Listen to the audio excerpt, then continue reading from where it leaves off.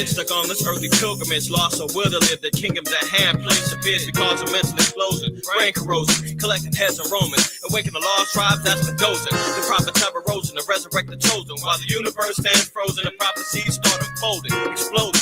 While the whole world sleeps, the shepherds of lost sheep creep deep to the golden gates. It's Esau the Lord hates, from crime to thievery to even murder and rape. We close the drapes, watch them like rapes, while these fakes that perpetrate my people's there's no equal in it. We do Deuteronomy 7 and 6. I know it's hard like bricks, but don't trip, we got the kingdom coming. No more slumming and bumming, the Lord's coming.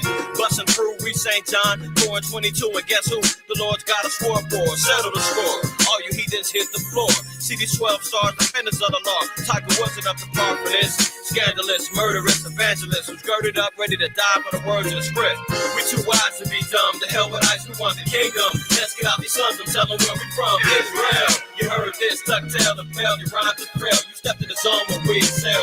We too wise to be dumb. The hell with ice, we want the kingdom. Let's get out these sons and tell them where we from. Israel. You heard this, tuck tail, the bell, you rhymed the trail. You stepped in the zone where we excel. It's on. I pop my color like spawn, transform the sandstorm, right? I take storm, reborn like the children of the corn with the going on, legion is swarm, be warm, sound of alarms, I haunt dreams like hideous screams, posted in between ivory beams, Israelite kings, challenges, particular cancer, bandage and damage and challenges, brandish, hang up the silence and smite them, light them like halogens. Oh yeah, drop the ass, spark the block up, super shoulders, dropping bombs, bows and boulders, big shots, blaze, big buzz with big ballers. I stop blazing, we the stack dollars, got more styles, more crews, and Elijah got post moves, so smooth, so cool, roll through and roast. You see lyrical vocals, cold crush and flow through. Sandstorm riders inside us, a motherfucking riot, phantom menaces with nail wrinkles of blemishes, sinister venomous citizens, witness to the bandages in. Back to Genesis, it's simple and plain. We got you breaking for the bridge like Ichabod Crane. It's on.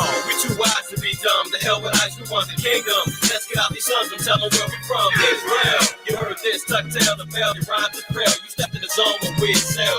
We too wise to be dumb. The hell with ice, we want the kingdom. Let's get out these sons and tell them where we from. Israel. You heard this, tuck tail, the bell, you rhymed the trail. You stepped in the zone where we excel. I represent the struggle for excellence. No one can keep alive. A ghetto survivor born in a generation of vipers. The venom be the backbite, hating individuals here. Snake slither and snare, we don't feel over here. Affliction is straight rough on the J, especially when you've been thrown in a pit of snakes. My breath intake be great, my mind state is like whatever it takes. I ain't out for the dough, let's get it straight. Now you wanna be bold, let the truth be told. Most of us don't know, we were sold like black gold. Niggas don't care, you rather get blowed. I ain't staying silent like tiptoes, I'm up early like the crow. Pain and discipline, souls together in game, rather than shatter and stain. Deal the tattered and main, banish the damaged and lame. Ravish the bastards that claim, repping his thing. See what more balls and jock straps, more balls and crotch grass, more balls and spalling, more balls and rolling, got more balls and all of them here. Back to New Orleans, rap stingers and lingers that represent like symbols and flags and middle fingers. We don't linger,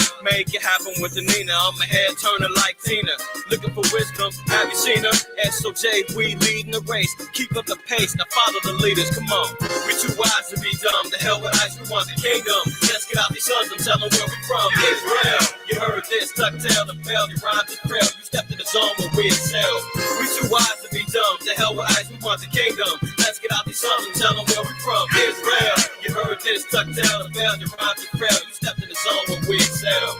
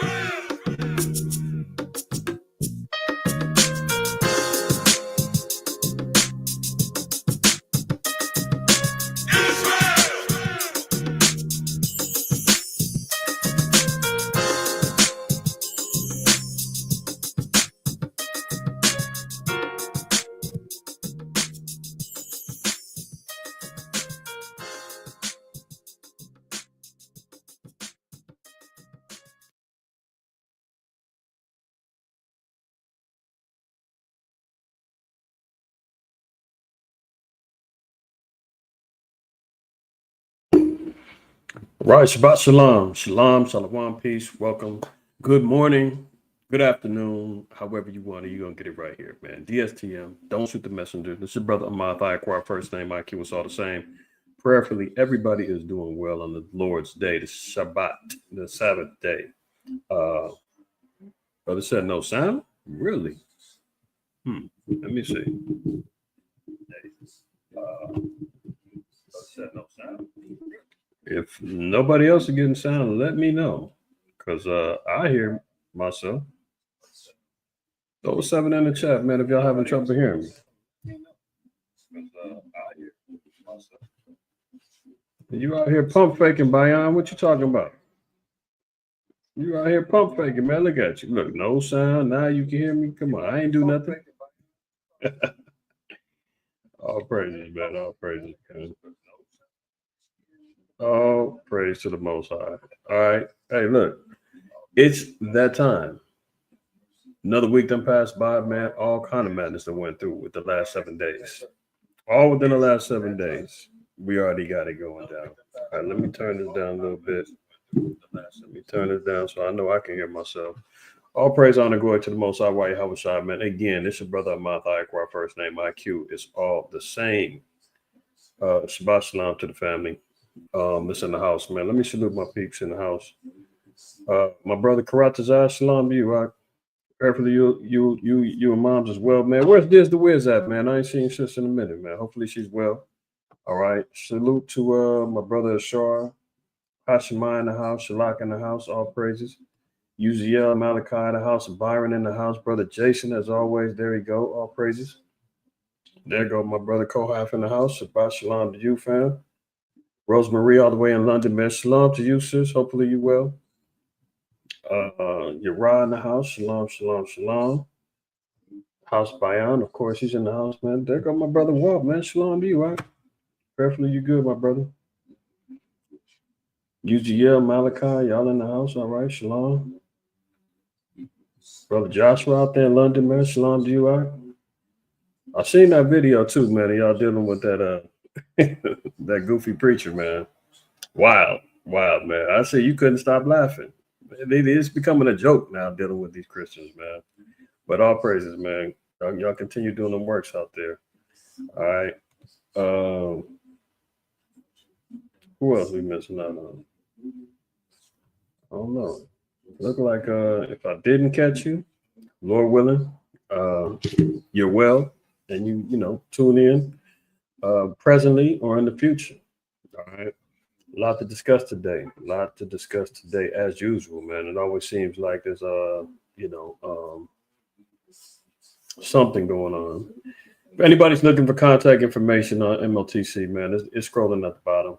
Hopefully everybody's getting their Passover prepared, man. You got less than 7 days. Less than 7 days left, man. We're talking like 6 days left. Next Friday evening at sundown, April 11th, will be the Lord's Passover.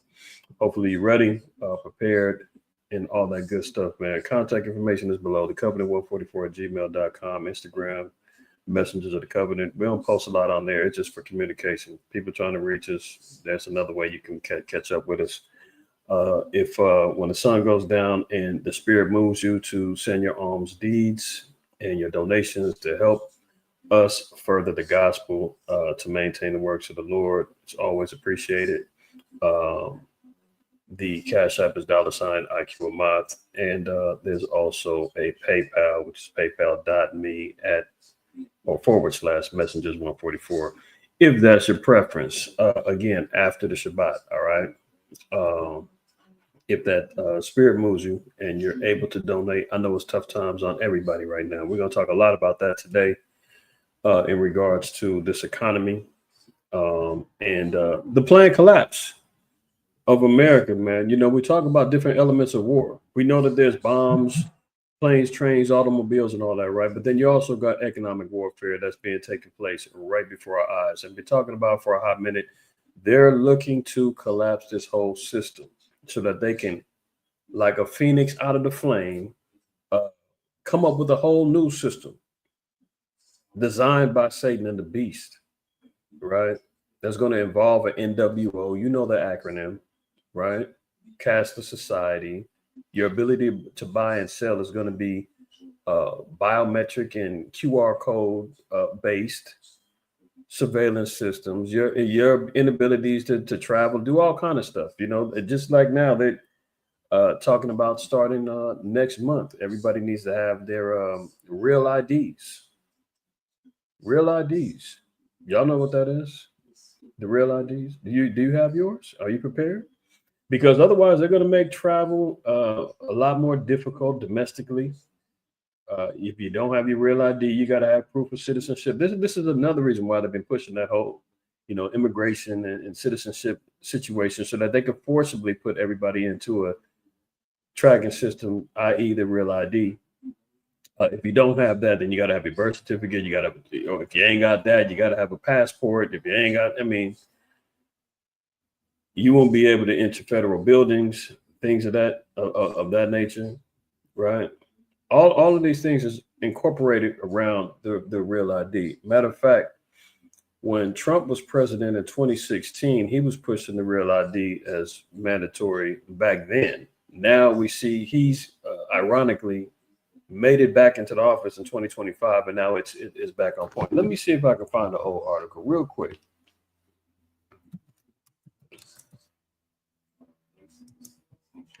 Let me see if I can find something that's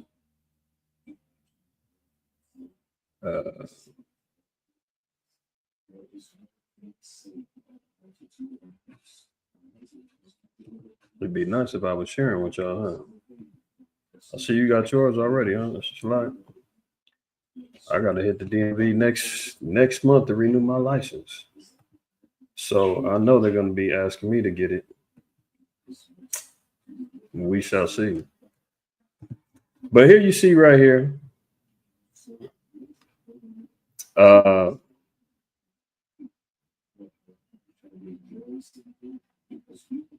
Real ID Act 2005. We don't have time to really go into it, but here you go. January 2016, the Real ID took a large step forward when the DHS announced what was believed to be the final phase of the implementation of the Real ID. Trump announced he'd be delaying the deadline. So all of this is under this guy, right? And this is going back to 2016 when he was president. All of a sudden now, here we are in 2025, it's mandatory. So a lot of things are agenda driven. He's being the face of the agenda, right?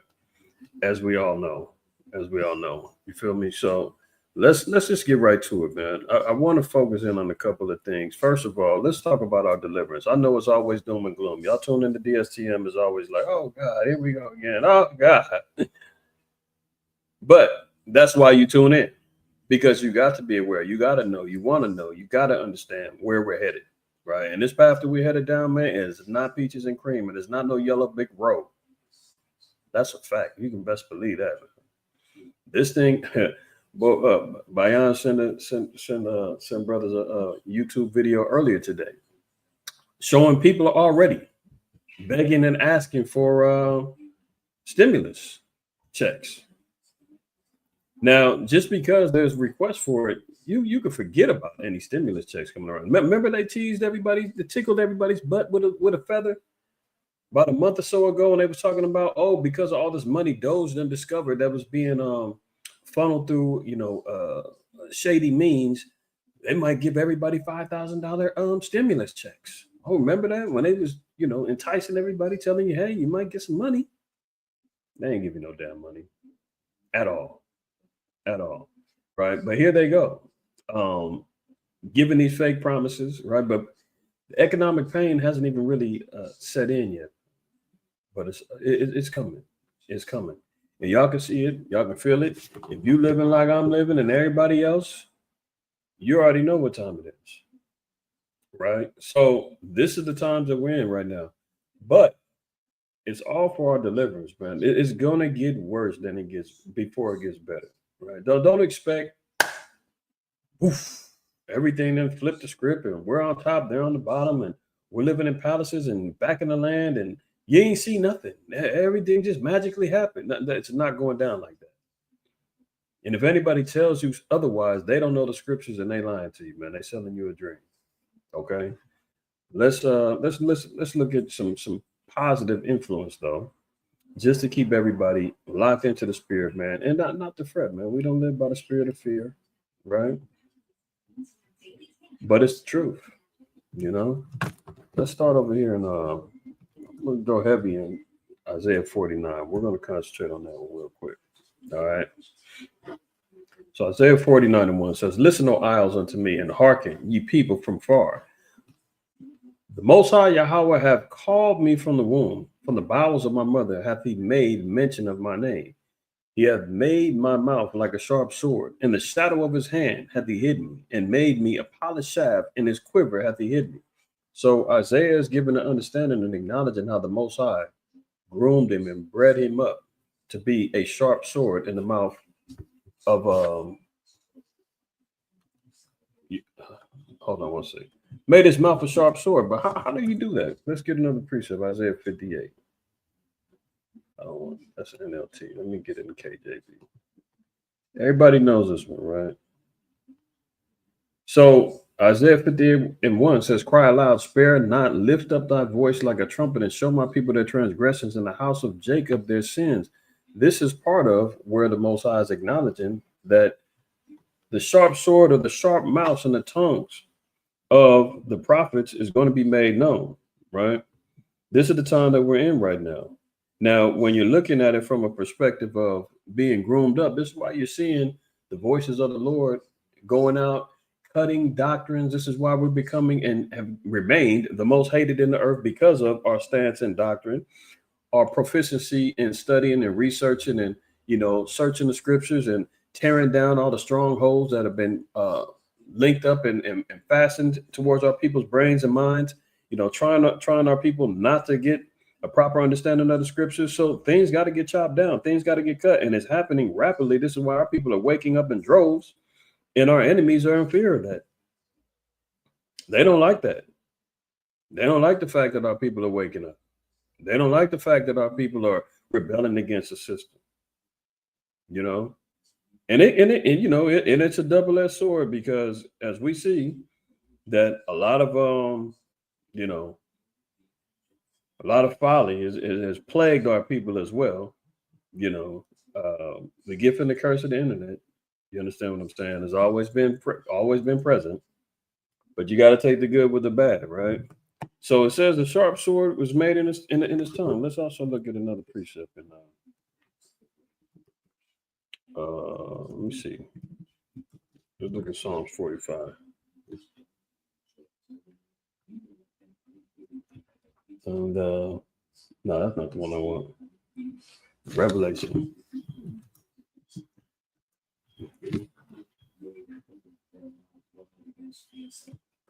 It's speaking about Yahweh Shai, right?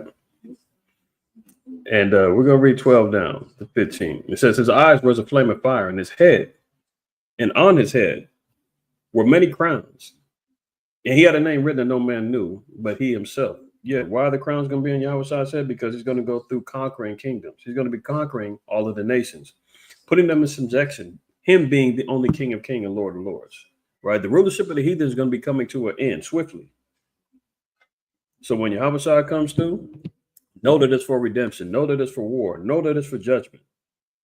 No other purpose, right? And he's going to be collecting the crowns off of the king's heads. Continuing on. Now it says, "And he was clothed with a vesture dipped in blood, and his name is called the Word of the Most High." So why is his vesture dipped in blood? Many of y'all should know this one. Oops, not bad. Isaiah 63:1. "Who is this that cometh from Edom?" This is why the so-called white man is fighting tooth and nail to try to dispel himself from being attached to that nation of people.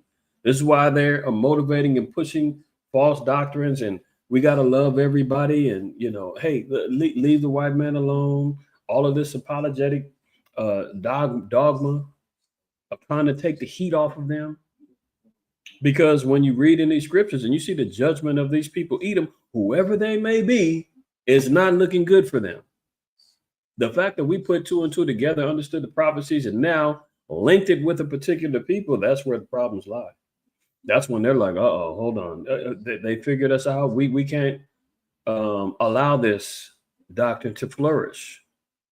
Because guess what? Judgment is coming upon these people. Who is he? Who is this that cometh from Edom? With dyed garments from Basra, this that is glorious in his apparel, traveling in the greatness of his strength. I that speak in righteousness, mighty to save. So the Savior, Yahweh Shai. Remember in Matthew 1:21, and he shall and thou shalt call his name Yahweh Shai, for he shall save his people from their sins. Although the text does say Jesus, but we know that there's no J's. When you translate it and you go back to the Hebrew, it translates into Yahweh Shai. We could talk about that on another occasion. But Matthew 1:21 clearly says that the name of salvation is through Yahweh Shai. Salvation is coming through him, our Savior. Black man, white woolly hair, red eyes, sword in the hand, right? Speaking righteousness. Verse 2, wherefore art thou red in thine apparel, and thy garments like him that treadeth in the wine fat? I have trodden the winepress alone, and all of the people there was none with me. I will tread them in my anger and trample them in my fury, and their blood shall be sprinkled upon my garments, and I will stain all my raiment. So that stain, that representation, that metaphor of like it looked like he'd been swimming in wine, stomping on these grapes, that was blood. The blood of who? Oh, the Edomites. Staining his raiment. And he said, I'm doing this alone. I don't need no help. Remember, he said, vengeance is mine, thus saith the Lord, right? That's his vesture being dipped in blood. Revelation 19:13. Right. And his name is called the Word of the Most High. We know that that's Yahweh Shai, going all the way back to John 1. Revelation 19:14. And the armies which were in heaven followed him upon white horses, clothed in fine linen, white and clean. And out of his mouth goeth a sharp sword, that with it he should smite the nations, and he shall rule them with a rod of iron. And he treadeth the winepress of the fierceness of the wrath, and wrath of the Almighty power. Exactly. So that's what Yahweh Shai is coming for. Vengeance, destruction of our enemies, in particular the so-called white man is going to get smashed down, stomped out, stained in his raiment, right? And the sharp sword is going to come out, is the sharp word of the Most High that's going to smite the nations with the truth. That's what we're looking forward to, right? That's what Isaiah was acknowledging when he said, hey, you know, you have made his mouth like a sharp sword. Yeah, because he's going to speak the truth. He's going to speak righteousness. He's going to cut the nations, right? He's going to cut our nation, but also in doing so, he's going to heal our nation. That's why the Bible is acknowledged as a two-edged sword, because it cuts and it heals, right? You can deal with a surgeon, man. You can actually, you know, you get cut, you get a limb removed, whatever the case may be, you might have to cut in order to bring in that healing. You got a cancer, you've got a virus, you got some sort of plague or ailment. In order to get it out, you got to cut to bring forth the healing. That's how it works for the children of Israel. That's how we get cut. We get healed. You know, the scriptures say in I believe it's in Second Peter 3, it says he has cut, he is wounded, but he's going to heal us. You know, and that's what we're looking forward to. So Isaiah says, he have made my mouth like a sharp sword, in the shadow of his hand hath he hid me, and made me a polished shaft, in his quiver hath he hid me. And he said unto me, thou art my servant, O Israel, in whom I will be glorified. So let's not get it twisted. The only people that are servants are the children of Israel. Thus saith the Lord. I don't care what the Episcopalian church is telling you, the African Methodist church is telling you. I don't care what your the Baptist church is telling you. I don't care what the mosque and the temple, the Islam is telling you.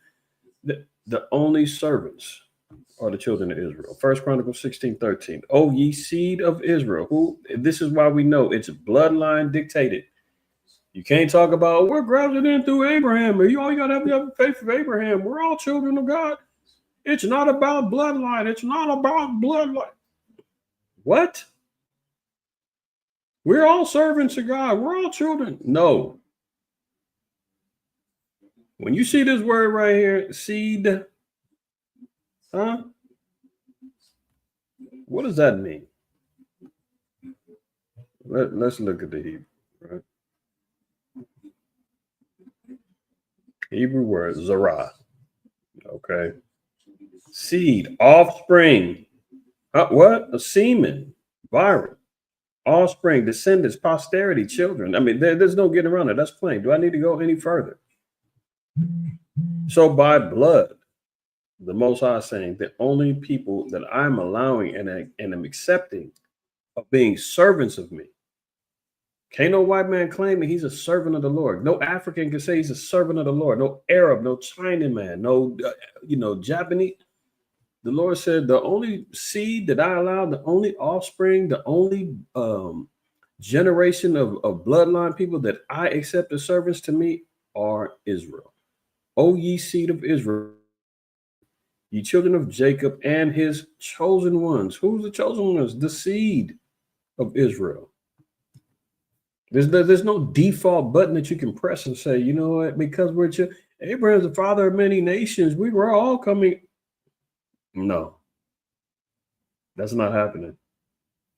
The chosen ones are only coming through the seed and the bloodline of Israel. There's no replacement theology. There's no, hey, Israel, you guys killed Christ. So the Gentiles in the church now, we're taking your place.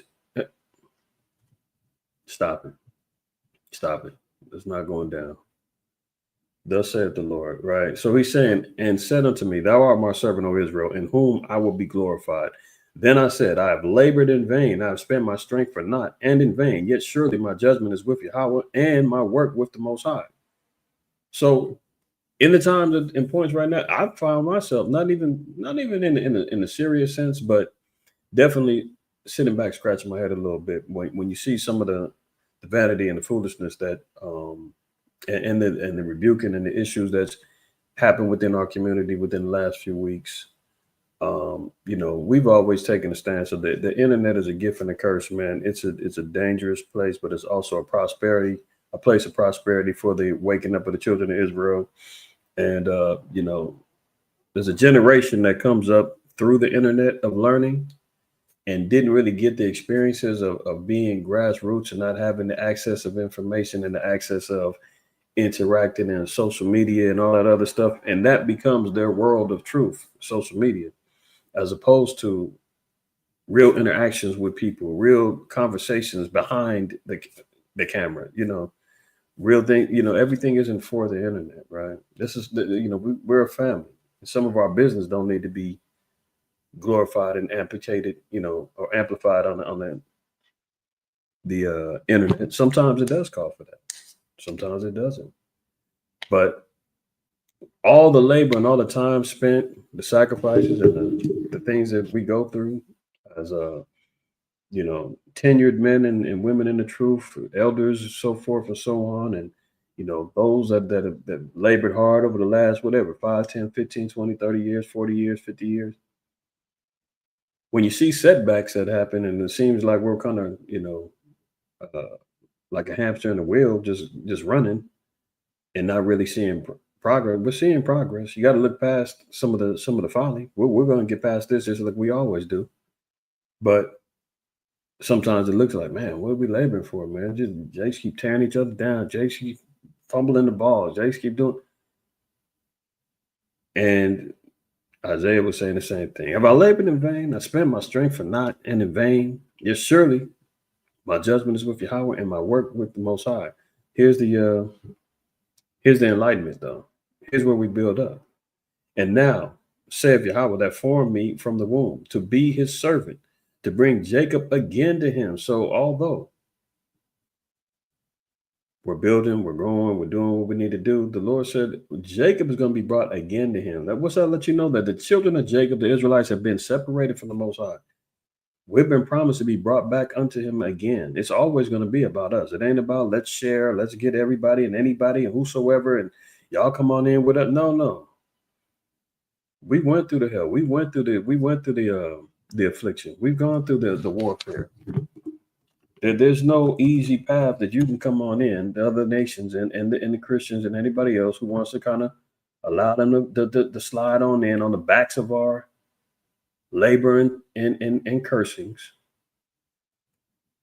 Let's read that real quick in Isaiah 40. It says, comfort ye, my people, saith your power. Speak ye comfortably to Jerusalem and cry unto her that her warfare is accomplished. See, we've gone to war. We've been in the trenches. We've been going through hell. We've been going through these curses. We've been paying our dues. I'll be damned. It's some old bucktooth redneck from Louisiana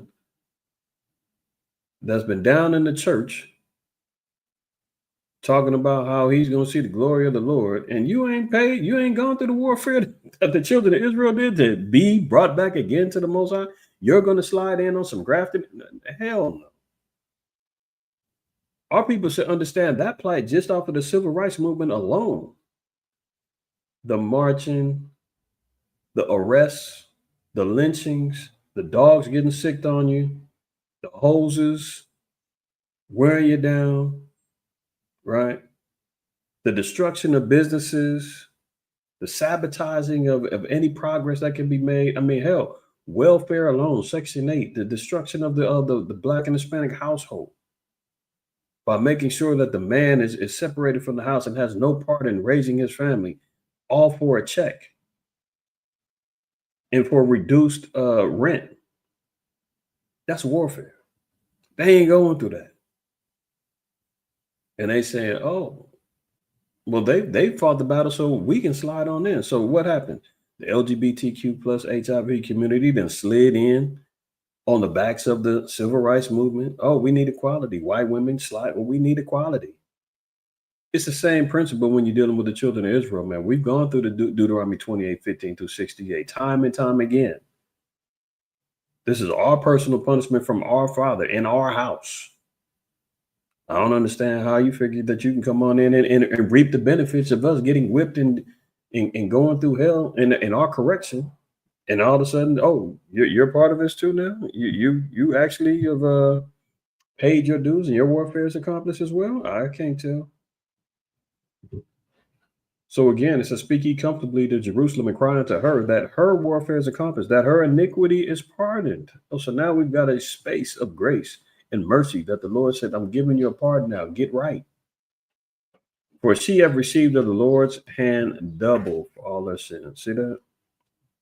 The voice of him that cried in the wilderness, prepare ye the way of Yahweh, make straight in the desert a highway for our power. So yeah, that straight and narrow path. That's Matthew 7:13, where Yahweh says, straight is the way that leadeth unto life. Narrow is the path that leadeth unto life. And few there be that find it. Remember that? That's all being laid down, right? So getting back to Isaiah 49:5, it says, and now saith Yahweh that formed me from the womb to be his servant, to bring Jacob again to him. Yeah, because why? We just got to see him, that our punishment and our iniquities have been pardoned.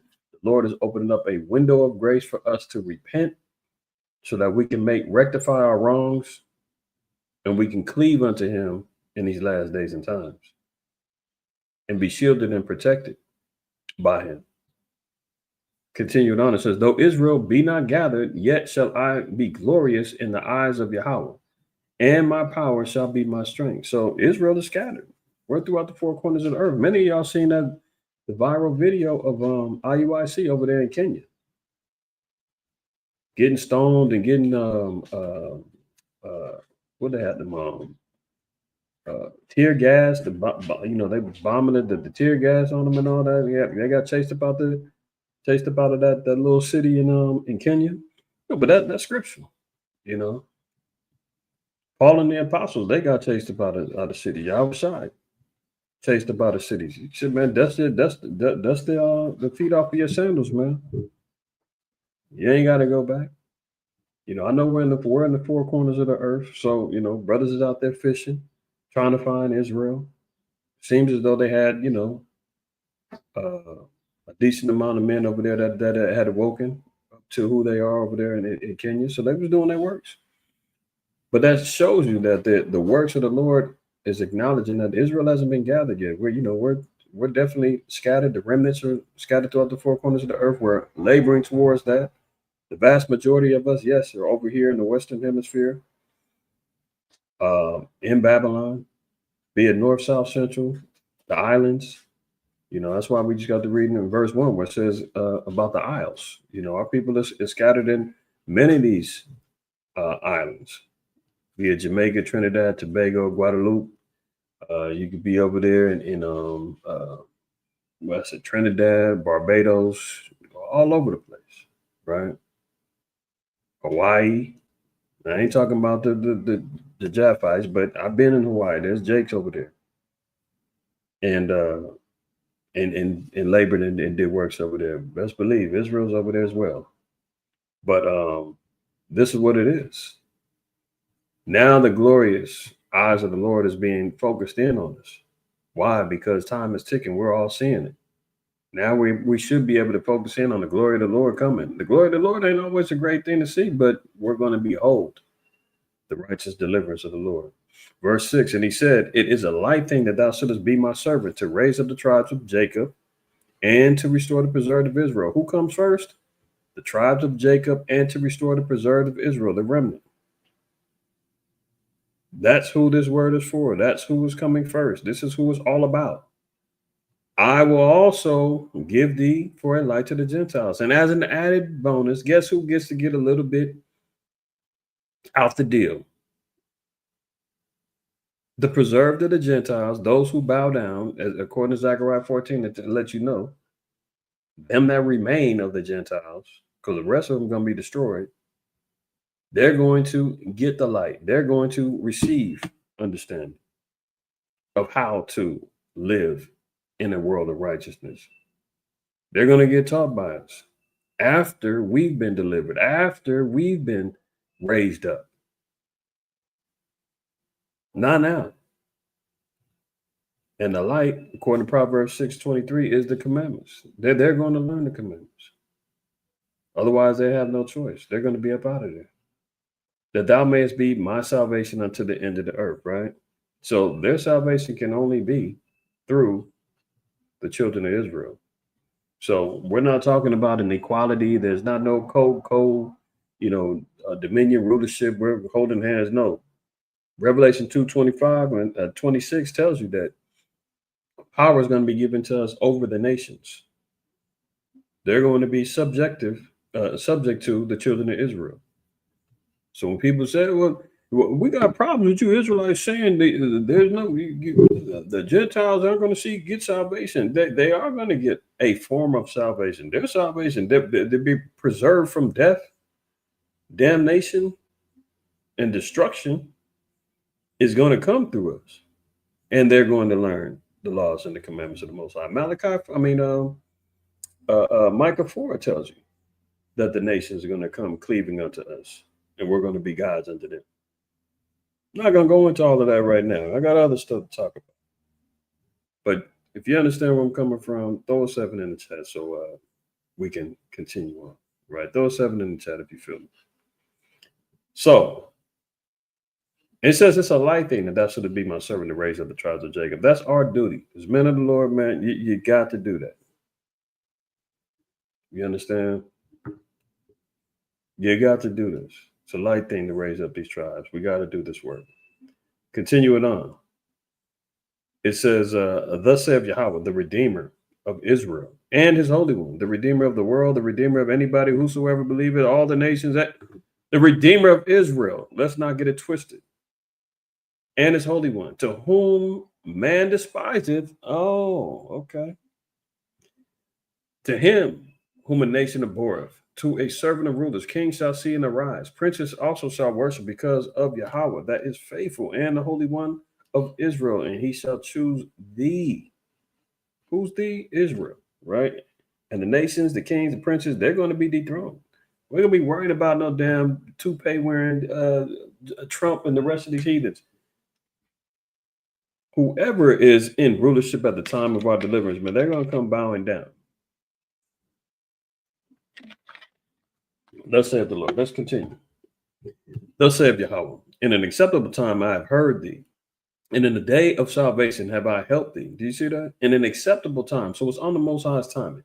When the Lord said he's ready to accept our repentance, he's ready to accept our works which we can see. He's slowly but surely, he's accepting. He's bringing us back. He's raising up the tribes. Our people are waking up in droves. Are we getting close to that acceptable time that he's open to hearing us? Because if you go back to Deuteronomy 30, 20 and 21, the Lord said that he's going to turn his back on us. He's going to see what our end shall be. The Lord said, cut off all communication, prayer, even with the Levites. Remember in Hosea 4 and 6, he said, thou shalt be no priest unto me. The Lord said, man, I don't want to hear that. Get up out of here. I'm done with y'all. You got anything to say? Say it to my son. He'll tell me.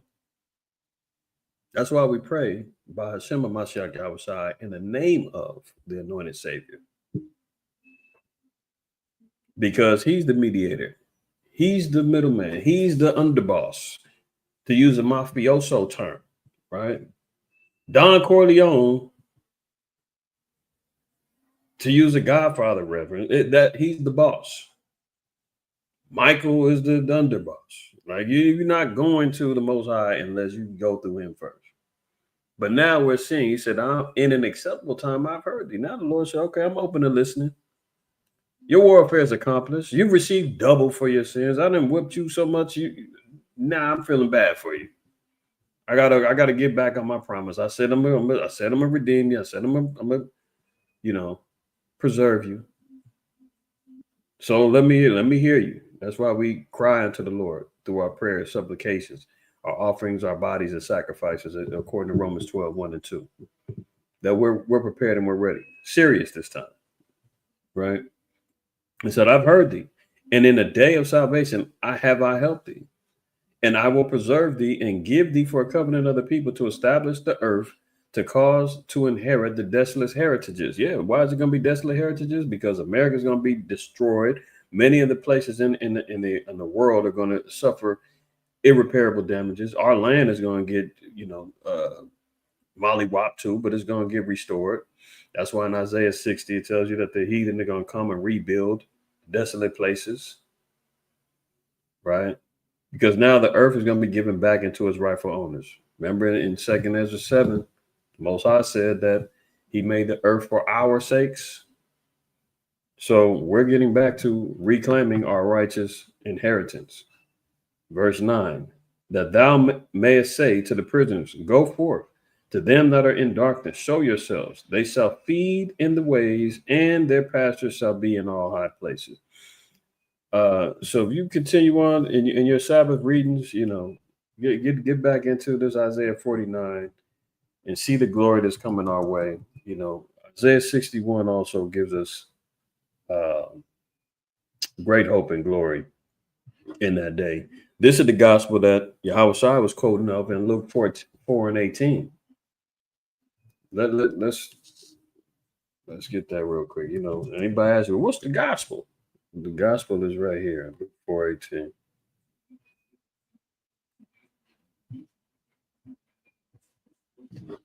And what's it say? Yahweh's public ministry. What did he say to the public? What was he letting be known to anybody who was listening?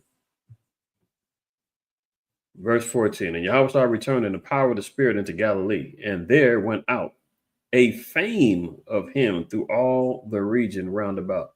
See, Yahweh didn't go looking for clout. His work stood the test of time. His works was evident. People was talking based upon what he was doing, right? So it wasn't a clout game. It wasn't about, the clickbait. Let me do a fake skit. Let me do that's what this generation now is doing. Running plays on the internet, trying to get paid, and bamboozling people and doing this all foolishness. Trying to run up some numbers, trying to get famous. Remember, the scripture said, men's gonna be lovers of themselves in these days. But Yahweh gained fame without him even trying. All he was doing was the work of the Most High, and that's what came with it. You understand? Verse 15, and he taught in their synagogues, being glorified of all. And he came to Nazareth, where he had been brought up. And as his custom was, he went into the synagogue on the Sabbath day and stood up for to read. See, and you see these goofy, skits that some of these comedians be trying to do, make mockery of the prophets when brothers be teaching. You see these comedians running out doing little dumb skits and read, brother. That was, what did it say? Custom to stand up and to read. They don't know the type of games they playing, man, when they be sitting out here doing these little goofy skits and clowning jakes and all that. Even Paul said that you had to have one read and one interpret when it came to even speaking in tongues, right? That's order, that's structure. You wondering why people, why has it got a reader? And I noticed a lot of these Christians, they done switched up too. Now they trying to have the preachers start, preaching and then somebody reading for them. Where they get that from? Oh, the men of the Lord who've been out there laboring on the highways and the byways. The ones that the jakes everybody was laughing at for years on end. Didn't understand why we was doing it. Read, brother. Let's say this was custom, man. Verse 17, and there was delivered unto him the book of the prophet Isaiah. And when he had opened the book, he found a place where it was written. What did he go to Isaiah and read to everybody in the public? Verse 18, the Spirit of Yahweh is upon me, because he hath anointed me to preach the gospel to the poor. He hath sent me to heal the brokenhearted, to preach deliverance to the captives, and recovering sight of the blind, to set at liberty them that are bruised, to preach the acceptable year of the Lord. Well, let's just go to Isaiah. We're going to read real quick down here. There he goes. This is what he was quoting. That's why it's so interesting when people be talking about, oh, you're reading from that Old Testament. What did Yahweh read from? I mean, good Lord, man, our people don't be reading. They just love the feeling that they get every Sunday. You're going through hell 6 days of the week. I need to feel good. I need to pick me up, man. I need that self-esteem. I need to feel some, that rhythm of the band and the choir playing in my ear. I need to feel the spirit. That's what our people go for, man. Just an emotional stabilizer. You dig what I'm saying? Because you 9 times out of 10, you ask them, what scriptures did they go over in the service today? What was the lesson?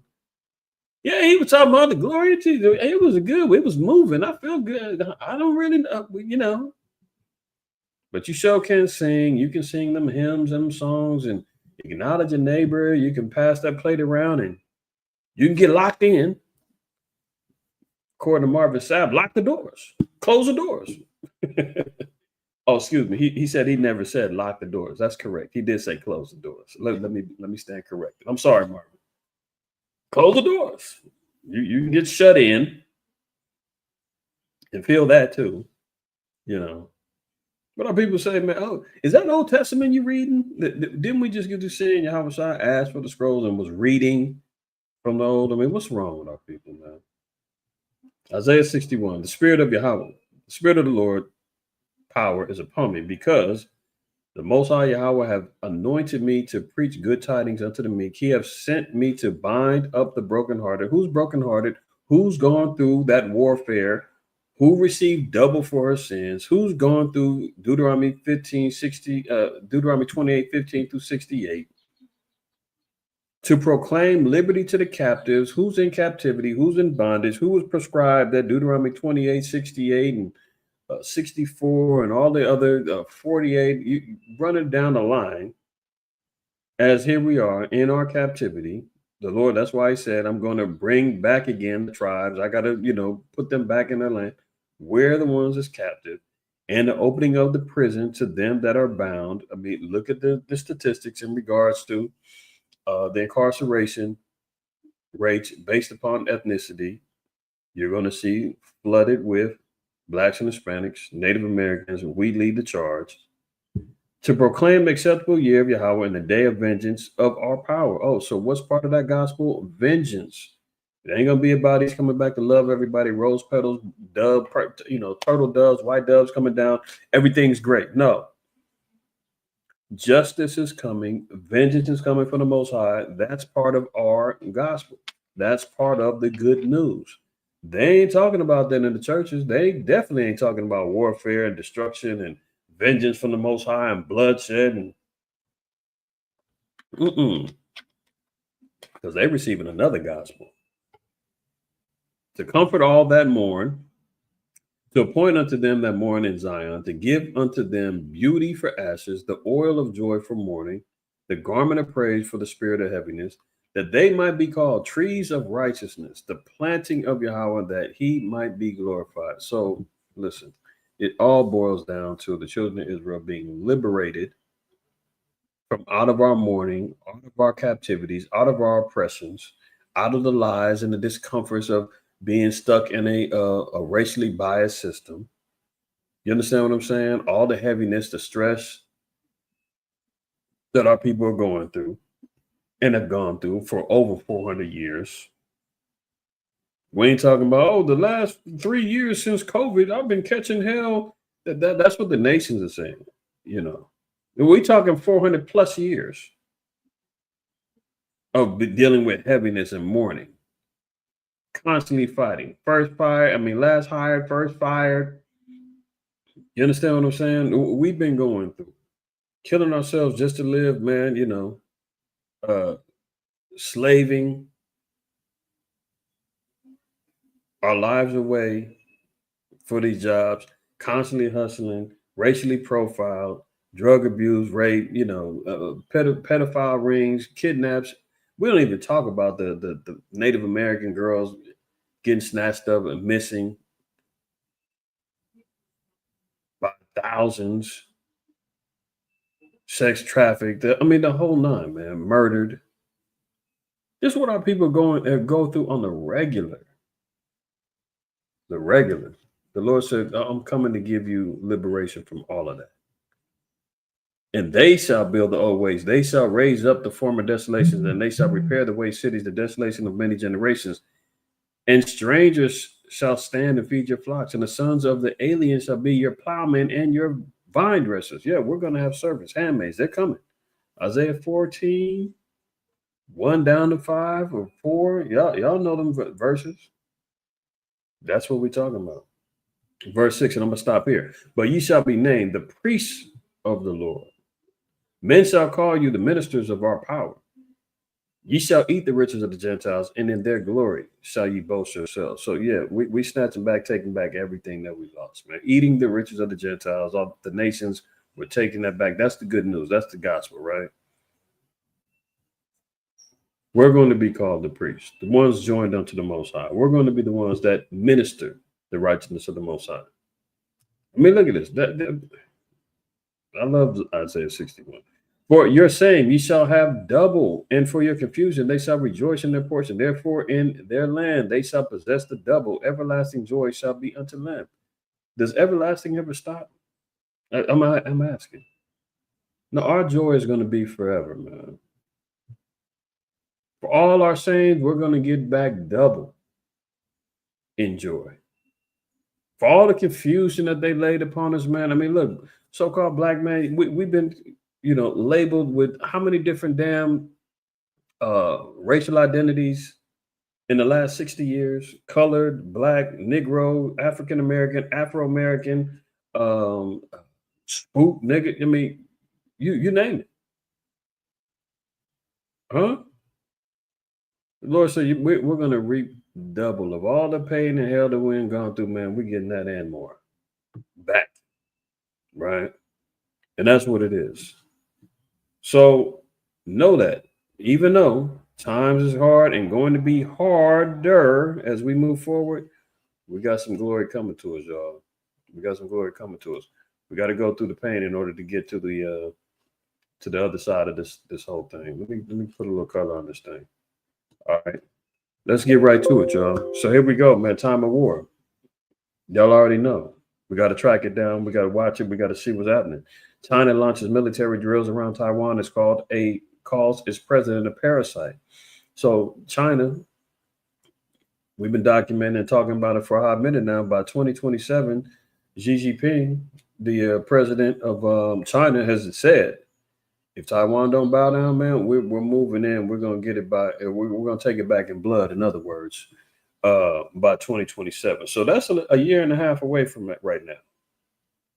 And they're already pushing the issues. I mean, we've seen them launching and doing test launches and what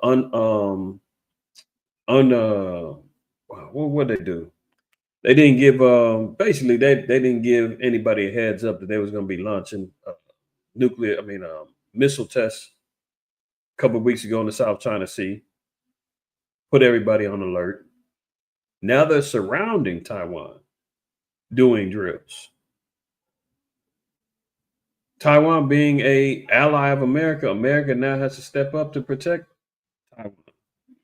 And that's another thing that they're concerned about.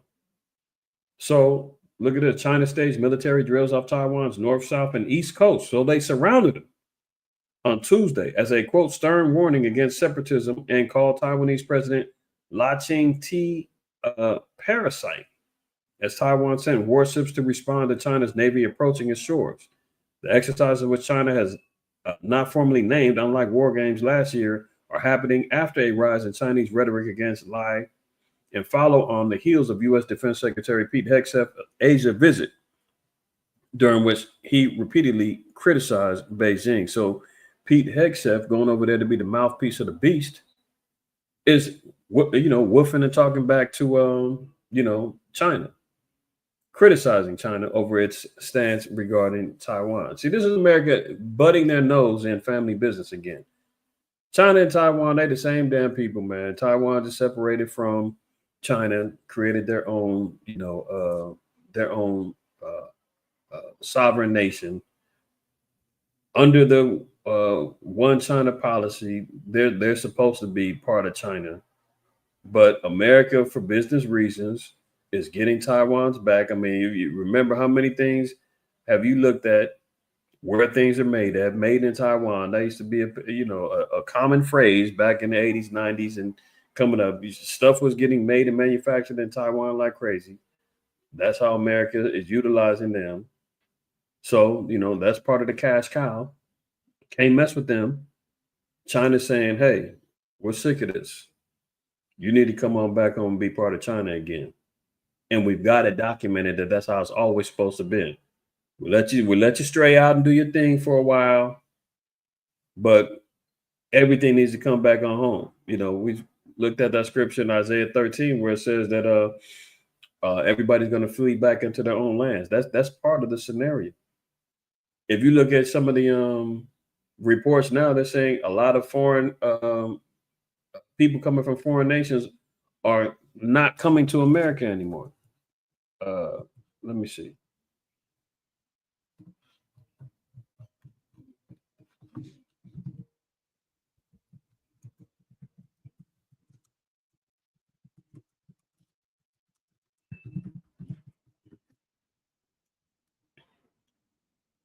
Look at this.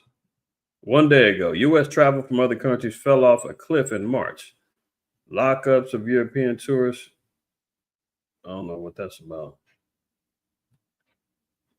But the main thing is, I think that main headline is really what I'm trying to get at. U.S. travel from other countries fell off a cliff.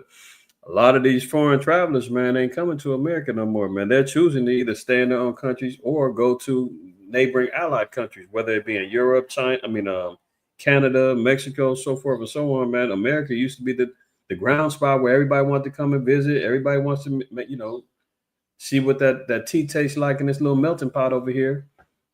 A lot of nations are staying where they're at, staying put.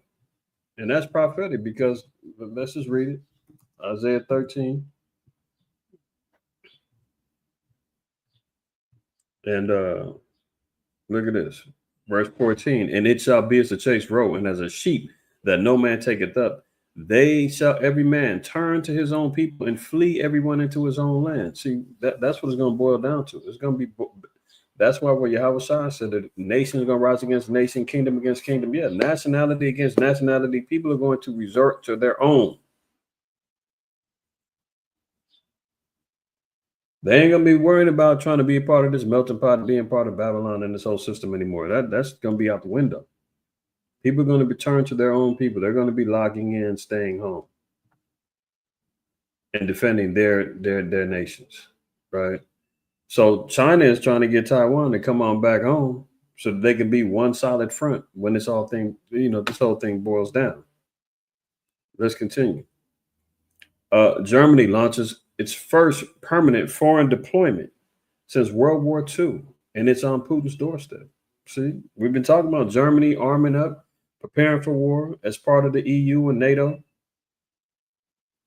They are starting to make their first deployment since World War II. So what's that let us know that third wall was coming down the pipeline?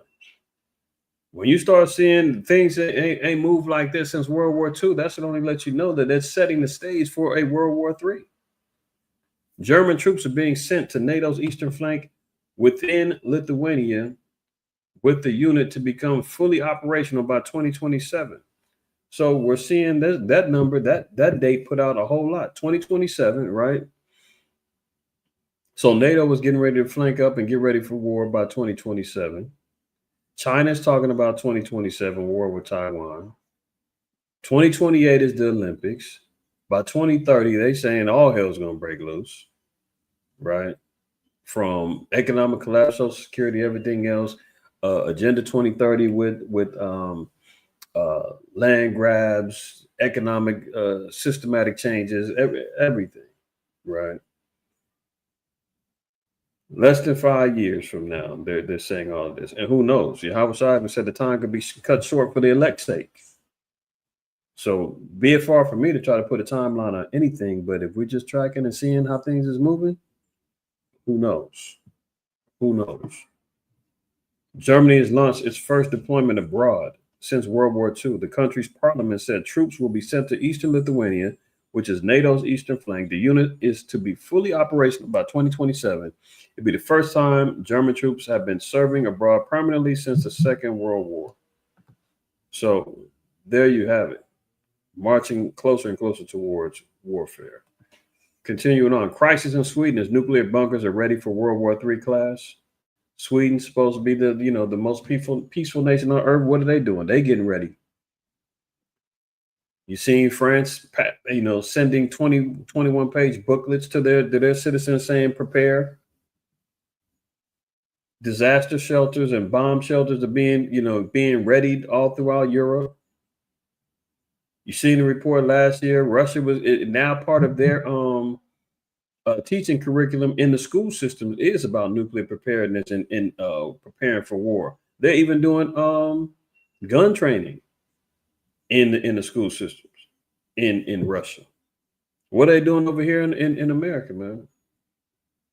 I know what they did over here in LA. They just settled a $4 billion lawsuit for sexual abuse in the juvenile system. I know I just seen a headline of a video. I didn't get a chance to see it yet.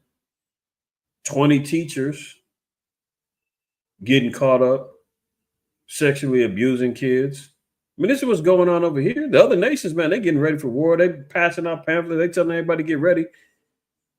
And over here in the spirit of Sodom and Gomorrah, they over here abusing the kids and pedophile rings. And they just busted a pedophile ring with millions of people, millions of users on this whole internet system, man. I think they was calling it kid flicks or something like that. I mean, wild stuff. I think I got the article coming up later, man. But look, we got to get it together. A lot of our people are going to be led astray, man,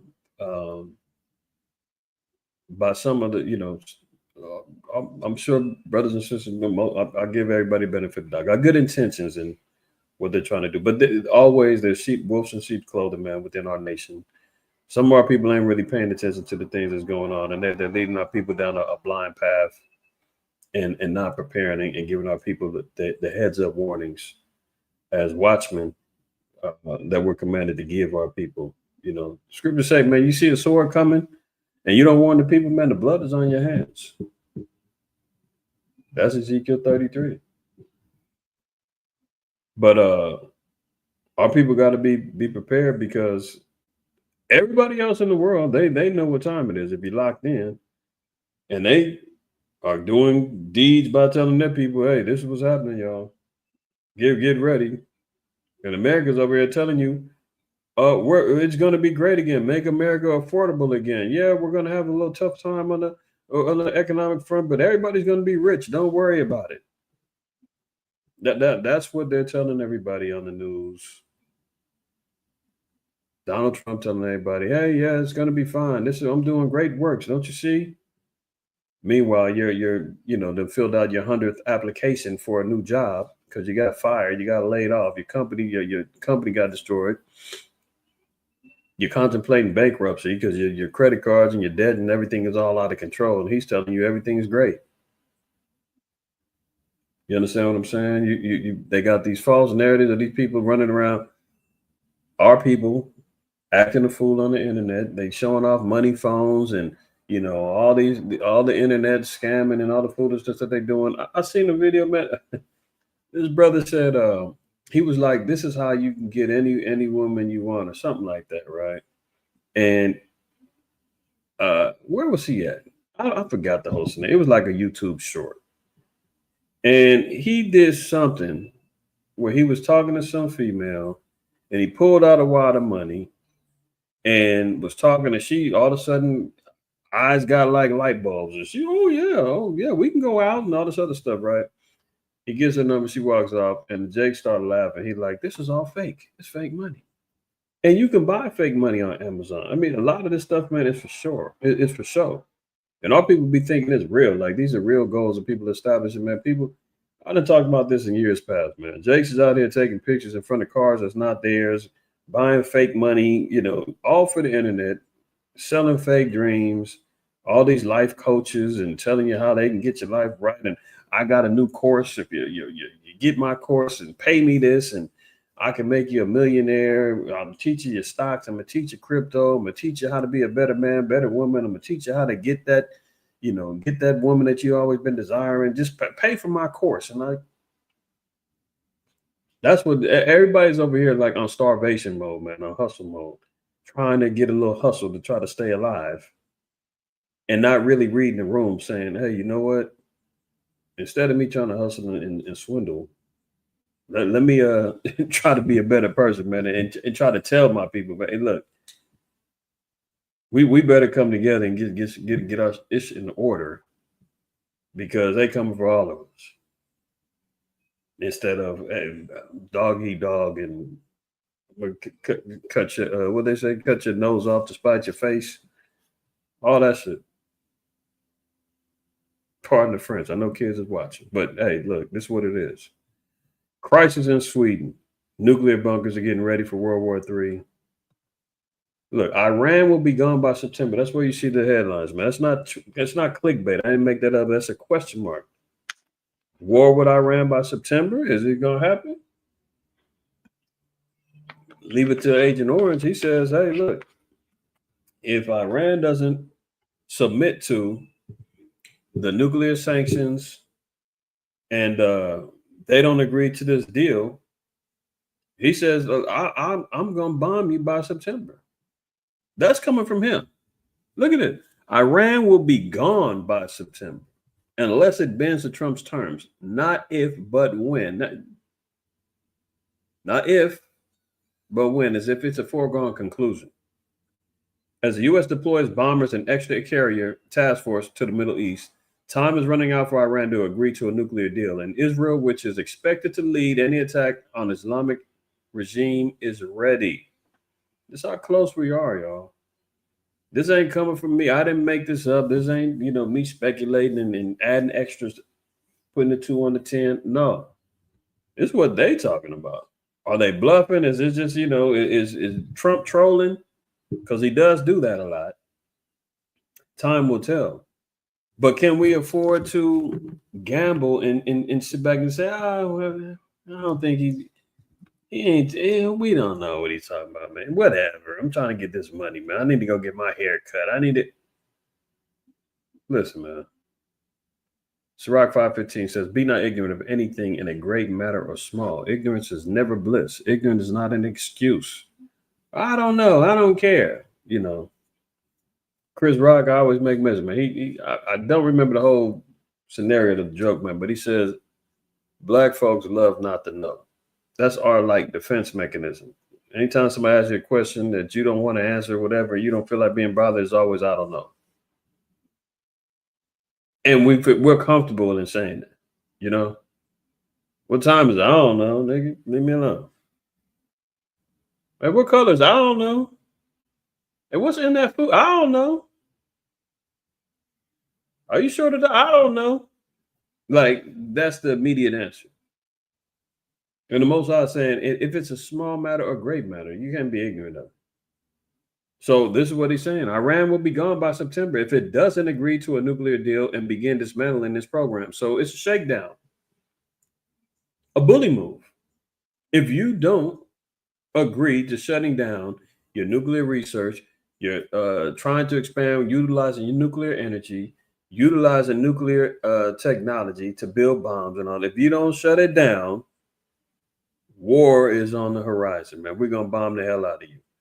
And Israel is over there, the Israelis, the small hats, the GMO Jews over there. They're over there licking their chops, rubbing their hands, fangs out, ready to attack.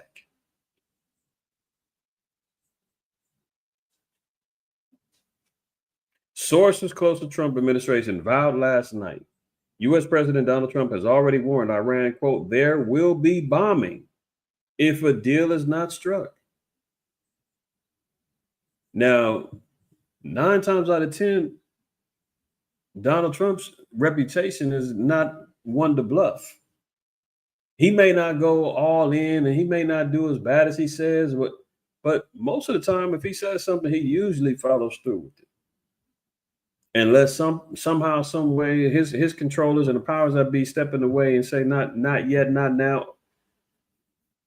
Leave it to him. He'll go rogue and just go forward with it. What does he care? He's 78 years old, got money coming out his gills.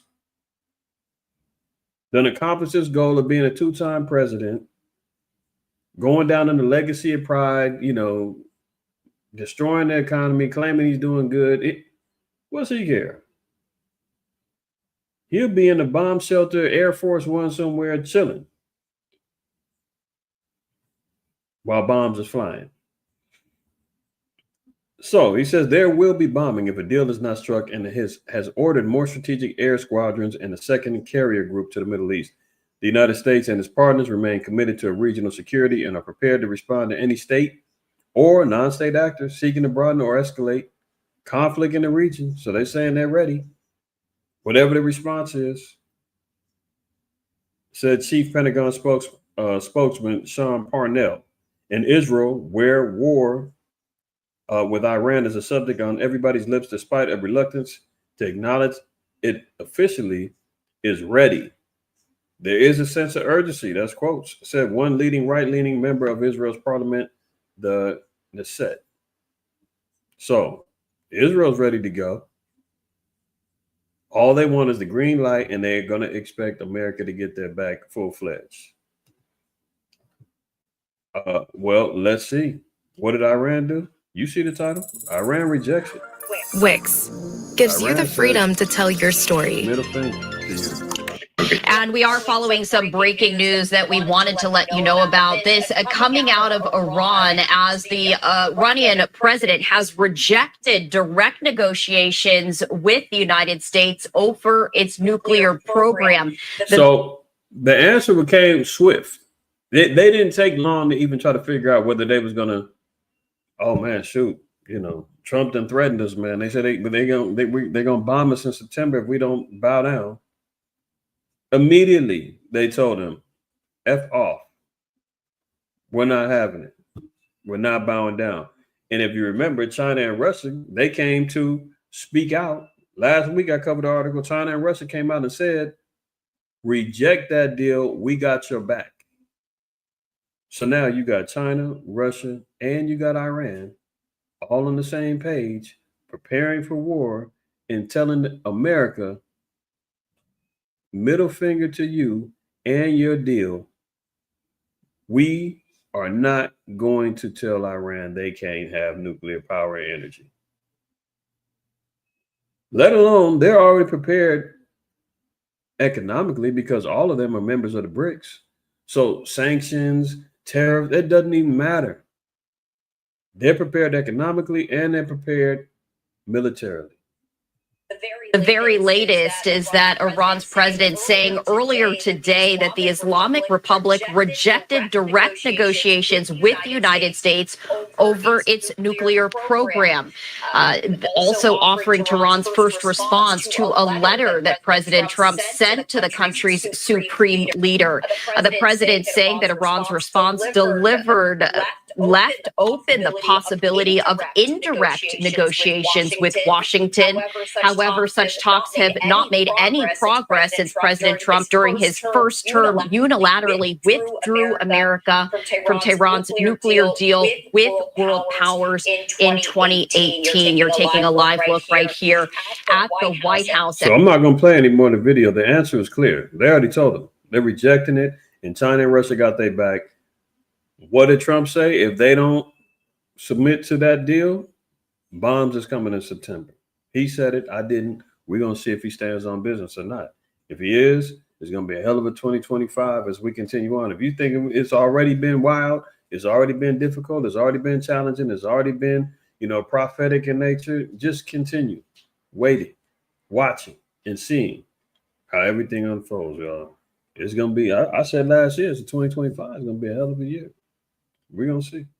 As we continue. Look, Iran mulls a preemptive strike on the U.S. base after Trump bomb threats. See, they're already ready to get busy, man. The Most High is already stirring up the pot, stirring up the nations. Remember in Joel 3, it said, get to the gent. Let's go there real quick. I don't even want to misquote it. That's such a powerful prophetic verse dealing with the Valley of Jehoshaphat. Incoming World War III and the final judgment. Where are we at? Verse 9. Proclaim ye this among the Gentiles. Prepare war, wake up the mighty men. Let all the men of war draw near. Let them come up. Beat your plowshares into swords and your pruning hooks into spears. Let the weak say, I'm strong. Assemble yourselves and come, all ye heathen. Who's having these particular discussions? Who's going? Is it Israel, the Israelites, the Black, Hispanics, and Native Americans? Are we involved in this? No. It's the heathen going at it with each other. Assemble yourselves and come, all ye heathen, and gather yourselves together round about. Thither, cause thy mighty ones to come down, O Yahweh. So what's being proclaimed? The Lord is stirring the pot. He's getting the nations stirred up in preparation for the incoming war that's getting ready to happen. Iran's already talking about a possible preemptive strike on the U.S. base. They said, well, you talking about bombing us? Don't forget, you got military bases over here right now that we can light up right away. They ain't got nothing that can hit, quote unquote, the shores of America as of yet, or that we know of, but their allies do. China, Russia, they do. North Korea, they do. But they can hit U.S. bases immediately. Iranian military commanders are considering a preemptive strike on a joint U.S.-UK base on the Chagos Island, located in the Indian Ocean, in an apparent attempt to deter President Donald Trump from launching a military attack on Iran, a report by the Telegraph first said. Like any Iranian military threat, the art is to determine what is bluster and what is real. Banam Ben Tail Blue, an Iran expert and senior fellow at the Foundation of Defense of Democracies, told Fox News Digital when asked about the strategy behind the alleged threats against the U.S. base. So, is this just some military posturing? Is this bluffing? Is this trolling? Time is going to tell. But the fact that these threats are being thrown around, the fact that we're seeing multiple prophecies and the dwindling down of America, the luster that America once had is starting to dull, which is leading up to us knowing that the downfall of this place is soon arriving. The nations that's rising up, the nations that are rising up in opposition of America, as the scriptures say that they're going to do in Obadiah and in Revelation 17 and in Jeremiah 50. I mean, you got to be a fool not to consider the times that we're in right now. Russia warns against the U.S. strike on Iran nuclear sites. It could be catastrophic. Oh, so Russia done stepped up to the plate and said, if you even think about striking Iran, it's going to be a problem because we're jumping in. See, that's the thing, man. The nation's going to come in and they're going to pack out America, man. Russian Deputy Foreign Minister Sergei Rabyov warned that there would be quote, catastrophic consequences if the United States attacks Iran's nuclear infrastructure after a threat by President Donald Trump. So, Trump got his hands full, man. He got to deal with this economy. He got war jumping off in China, between China and Taiwan. He got to pay attention to. He's still dealing with his issues with NATO. He's dealing with Russia and Ukraine. You dig what I'm saying? He still got to deal with Israel and Hamas. He bombed the Houthis over there in Yemen. He got his hands full. And now Russia's saying, make good on that threat, man. It's going to be catastrophic for you. Newsweek has reached out to the U.S. State Department and Iran's foreign ministry for comment. Rising tensions between Iran and the U.S. have reignited concerns of the potential for military conflict. And I've been saying for a while now, Trump said the one nation that ain't bowing down that he can't control is Iran. And as we know, according to Ezekiel 37, Iran is going to be backed by Russia. So it's a package deal. When America and Iran get into it, the other nations are going to get involved as well. Let's continue on. The U.S. is adding a second aircraft carrier in the Middle East, so they're ramping up, their military forces over there in the Middle East. As we were just reading earlier, this could go along with the scenario that within the next, 4 months, there could be conflict, maybe 5 months. We're in April. 5 months leading up into September. If he makes good on that date or that month, and that's going to be interesting because I believe in September we'll be blowing of the trumpets. I believe it's in September. If I'm not mistaken, I'm pretty sure the annual, our yearly blowing the trumpets feast will be in September. And we know the blowing of the trumpet is a sounding alarm to notify the people, whether it be a war, to assemble, whether it be to congregate, whether it be to announce anything. That's going to be interesting. I'm gonna keep close eye on that because I do believe trumpets is in September. But nonetheless, if that goes on, this all lines up right. There you go. The water, Rosemary. It says September 21st. There you go. So that's going to be interesting. If that goes down, and he said by September, bombs hitting in Iran, that's going to be even more prophetic. Wow. All right. So they got aircraft carriers going over there. They're lining it up, getting prepared. Right. Let's continue on. Look at it. Trump says he's very angry and pissed off at Putin during the NBC News interview. Why is he mad and angry at Putin? Because Putin rejected that little peace deal. Them tariffs, and if you notice, he lit up everybody with tariffs in the world except for Russia. Why is he trying to make nice with him? Now he can tell him he's mad and angry. Again, Trump is playing internet games, man, trolling and saying something in the public, but behind closed doors, he's doing something different. Trump says he's very angry and pissed off at Putin during the NBC News interview. Trump said in the early morning phone call that if he believes Russia is at fault for a ceasefire not being reached with Ukraine, he may impose secondary tariffs on Russian oil. He had the opportunity to do so when them tariffs hit early this week. Russia wasn't a part of it. So clearly he's out here bluffing, right? President Trump said he was very angry and pissed off. when Putin criticized the credibility of Ukrainian President Volodymyr Zelensky's leadership, adding that the comments were, quote, not going in the right direction. And I didn't put on here the article. I don't think I covered it last week, but there was an assassination attempt on Putin. They bombed one of his caravan cars, and prior to that, Zelensky was said that Putin was going to die soon. I didn't put it in here. Some of y'all might have seen that. Did y'all see that article regarding that? What I'm talking about?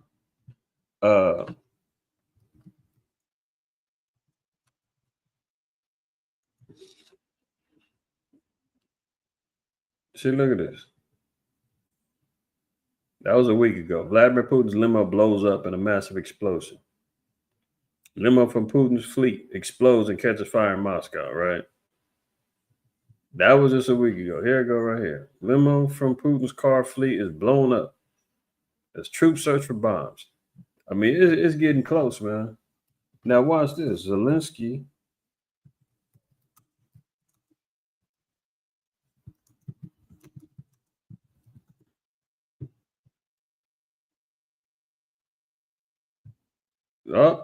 Putin will die soon. Top 5 takeaway from Zelensky's big interview. That was of March 27th. A week ago, here you go. Putin will die soon, and that's a fact, says Zelensky. And all of a sudden, a week ago, there's a bombing. And now you wonder why Putin is saying all deals is off, not messing with you, Trump, and these fake peace talks. You dig what I'm saying? Like, it's going down. And he says here, Zelensky leadership adding that the comments were, quote, not going in the right direction. No, because Zelensky's pulling out all the stops. He knows it's over with. Trying to assassinate the attempts, it's like something out of a damn movie, man. So what else we got on here? It says down here, it says, quote, if Russia and I are unable to make a deal on stopping the bloodshed in Ukraine, and if I think it was Russia's fault, which it might not be, but if I think it was Russia's fault, I'm going to put secondary tariffs on all oil coming out of Russia, Trump said in an early morning phone call with the NBC News on Sunday. See, Trump, all he wants to do is throw tariffs around, man. His bullets flying, his bombs dropping, and he kind of, you know, his business mind says it hit him in the pockets, man. That'll make him calm down. That ain't work at all. All the sanctions that slow Biden put on them and on Russia, that didn't do anything, man. They got. I showed y'all last week, man. Russia is the most resourceful country in the world. The most. I know our pro-black Pan-African Negroes, you know, what they, you know, they dashikis and their African medallions and they Africa got the most research. No. Sorry to break the news, man. Russia has the most resources. Africa does have resources, no question. But guess what? They're all being stolen and mined and colonized by the damn Chinese and the Portuguese and the English and the French. They ain't even controlling the damn resources. So what? And let's not forget, through black nobility, our people was living and ruling in Russia, controlling those particular resources at one particular point in time. Although we didn't have the full technology to get access to those things, but you know, later to be understood, we was over there too, man. But part of our curses is that we ain't gonna be able to control none of this stuff. We're not gonna prosper in any of our ways. So here we see he's fronting for the public, but this all goes to show you that there's not going to be no peace deals on anytime soon. All right. Let's look at this. Stocks drop all this week. Once some tariffs hit, man, all bad. Look, Trump announces higher reciprocal tariff rates for 185 countries. At least a 10% tariff on all these countries. People say, what's a tariff? I'm sure some of y'all wondering. I had to look it up, figure it out. It's basically just a tax. A tax on anything coming in, going out, making these countries pay more to do business with America. But guess what? All these countries here in America, I mean, these companies here in America that rely on foreign support and imports for their stuff, they got to pay that extra tax, and it comes back on us through us needing to consume these things, be it from, oils, gas, metals, foods, etc. So this is how, this was so interesting, and why it's so dangerous when we're talking about the incoming digital economy that's coming in, the cashless society, right? In one day, a matter of fact, not even a day, in a matter of hours, trillions of dollars disappeared, gone, suffered. People that relied on or relying on their 401ks for survival, their retirement funds, their IRAs, all the other stuff, anything they had attached to the system that they were utilizing for money, for income, for investments, whatever. It's high stakes gambling, pretty much, when you're dealing with the stock markets. Legal gambling, white collar gambling, man. You're investing in something, you're hoping you're gonna get some payback, you're gonna get some returns. If they win, you win. They lose, you lose. You side betting on people who were, running the markets. And the markets get manipulated. A push of a button, a computer ledger, and everything is gone. Can you imagine trillions of dollars gone in a matter of hours, just from one announcement? Just because these tariffs is out there, man, everything gets lost. So this is why it always goes back to, man, if you don't hold it, you don't own it. If it ain't in your possession, man, it's in somebody else's possession, and it's part of a computerized digital system that can wipe away your life savings and my life savings in a matter of a push of a button, man. It came more to a realization to me. I was watching the interview some years ago with Dennis Rodman, the former basketball player. And, he was the quote unquote the bad boy. He was always getting fined and, getting suspended. And the reporter had asked him and said, don't you, doesn't it ever kick into your mind that you're losing so much money through these fines and all that? And he was like, I don't even see the money. No, it doesn't bother me. He was like, all I know is I'm getting a check.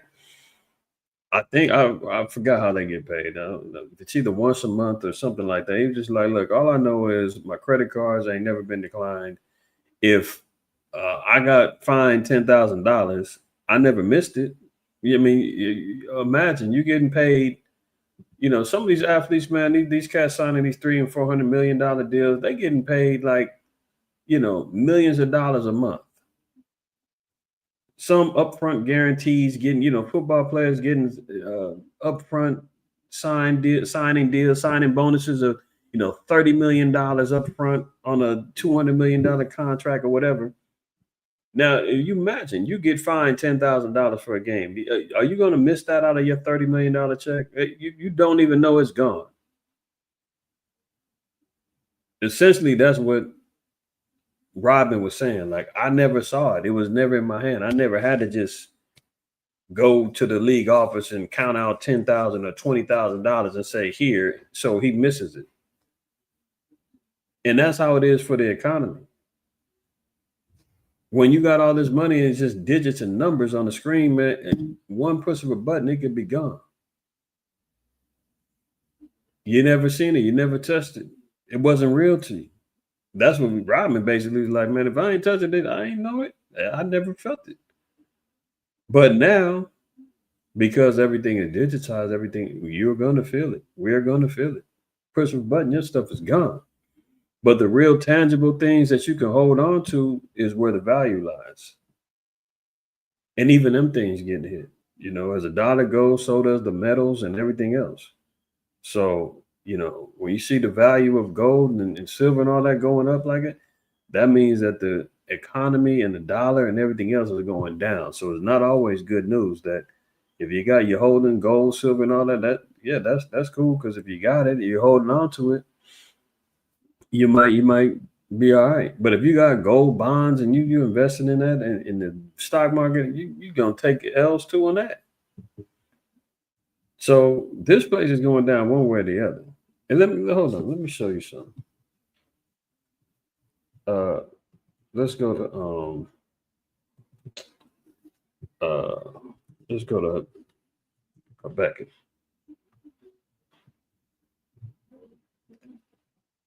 Let's look at Habakkuk chapter 2. And we're going to read 1 and 2, and then we're going to drop down. And it says, I will stand upon my watch and set me upon the tower, and will watch to see what he will say unto me, and what I shall answer when I am reproved. So Habakkuk is waiting for the word of the Lord to come unto him. Right? Verse 2, it says, and Yahweh answered me and said, write the vision and make it plain upon the tables, that he may run that readeth it. So it's going to be made plain, the prophecy and everything that's going to be developing based upon this pronunciation against Babylon, which we are in Babylon, right?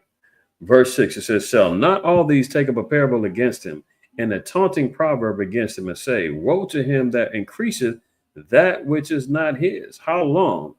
And to him that ladeth himself with thick clay.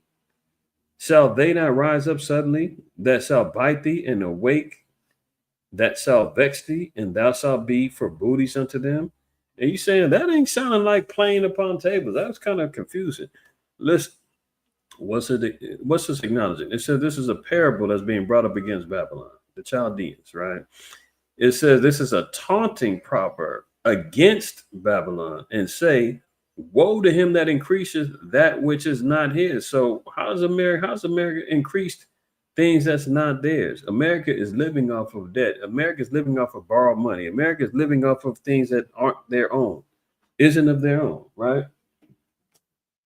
How do we know that it's talking about debt? Let's look at this in the Hebrew, and then I'm gonna lay it down in the more simpler translation so everybody can kind of get it. It says now it's laden itself, meaning it's covered itself with thick clay.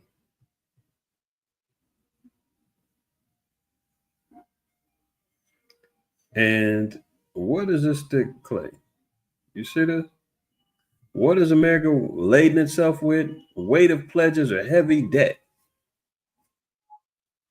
Now we know America is $36 trillion in debt, right? Pawned goods, living off of borrowed money. And what does America rely on? The Federal Reserve. There goes your where's the Quab at, man? They asked you. I told him, Mr. Sabbath, you can't have your ice cream, man. They better get the hell out of here. But here we go. Something that is pledged, right? Pawned goods, thick clay. So in other words, Babylon, or AKA America, is living off of debt.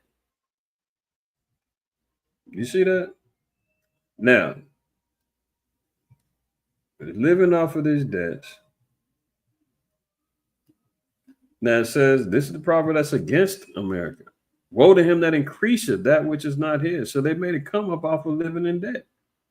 And to him that ladeth himself with thick clay, shall they not rise up suddenly, that shall bite thee. So everybody that they've been invested in,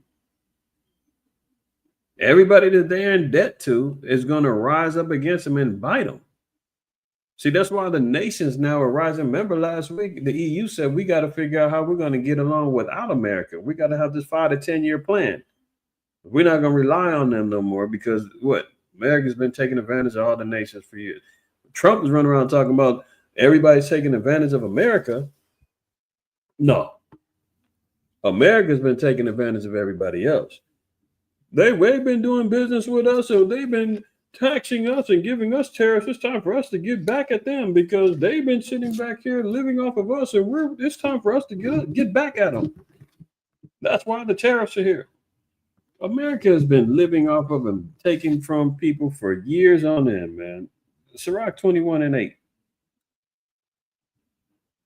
He that buildeth his house with other men's money is like one that gathereth himself stones for the tomb of his burial. You see that? What has America built and developed on its own?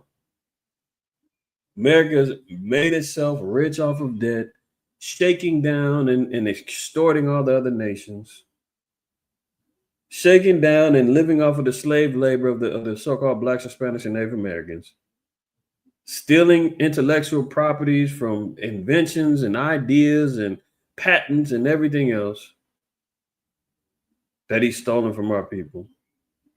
He building his house with other men's money. This is why America is laden with debt. Now let's read it in the NLT. Let's read it in a little simpler translation. And now we're seeing why we're seeing these particular headlines of trillions of dollars in debt. The tariffs coming down. America, the chickens is coming home to roost, man. The debt is rising up. You can't keep going to the Federal Reserve, which is a private-owned bank, and keep getting loans saying print up more money for us. That whole that video that what's the name you said earlier, Bayan, them talking about stimulus. The only way they're going to get stimulus is if they go and borrow more money, print up more money, which devalues the dollar, which pretty much is going to mean once the dollar devalues itself, we got to get rid of it and come back with a whole new system, i.e. the B system to buy and sell. That's what they're trying to do. I've been saying it for a long time. They looking to collapse, destroy, so that they can quote unquote rebuild it.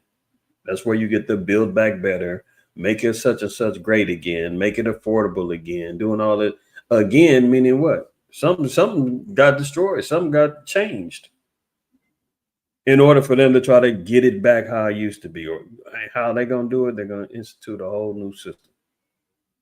So look at this in NLT, Habakkuk 2:6. But soon their captors will taunt them. They will mock them, saying, what sorrow awaits you, thieves?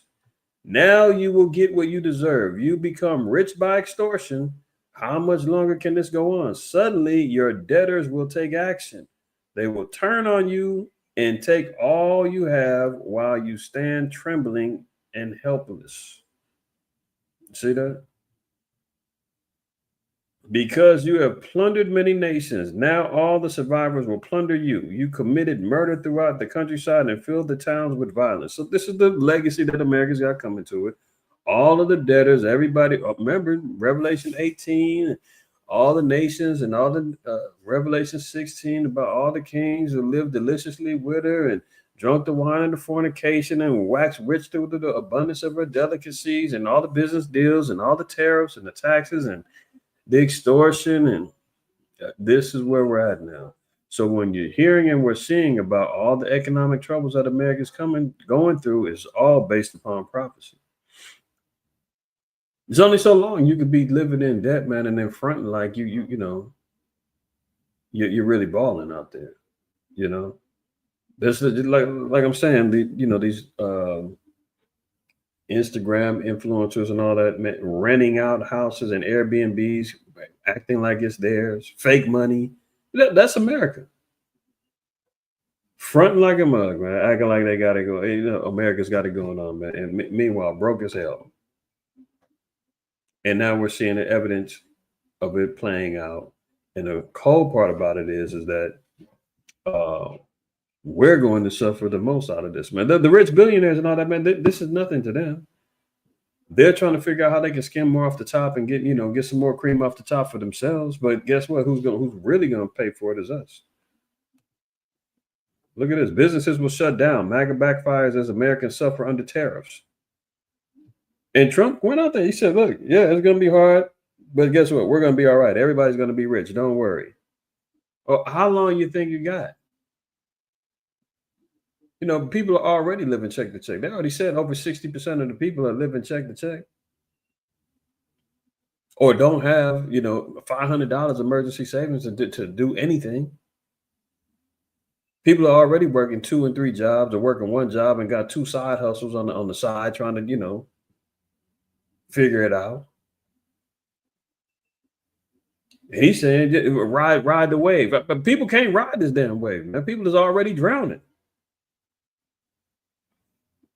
He's trying to force companies to come over here and set up shop and do business over here. You understand what I'm saying? And then meanwhile, how long is it going to take for them to set up shop, to get the land, get the permits, get the get everything lined up. It's going to take at least a couple of years for them to get the businesses up and rolling. The car inventories, Japan says, hey, we'll bow down. We'll come over there. We'll set up shop. We'll get cars manufactured over there. How long is that going to take? That's already going to be half of his term is already going to be over with. So you can imagine some of these companies, and they might suffer through these tariffs for a few years, and they're going to be like, man, he's going to be gone anyway. We'll deal with the new president come 2028. If we can just suffer for a few more years, plus you got the midterms coming up after 2 years, where they can switch the whole process of how the House, goes through their voting process and all of that.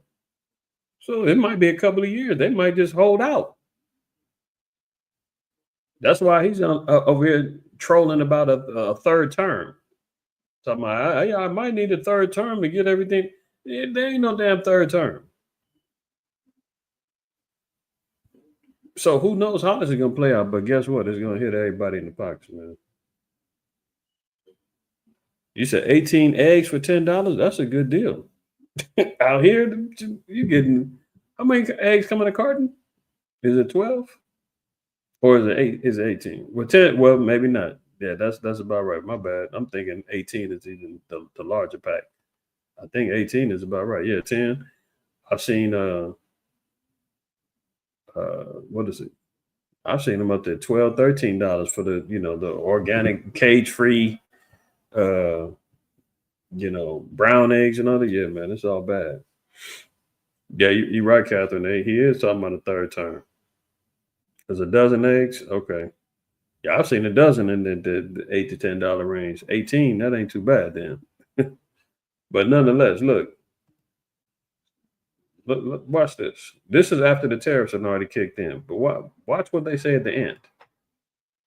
What's better than a limited time deal? An unlimited time deal. That's why the $5 biggie bag with a junior bacon cheeseburger is available all the time. Because the best time for fresh, never frozen beef and Applewood smoked bacon is all the time. For the best.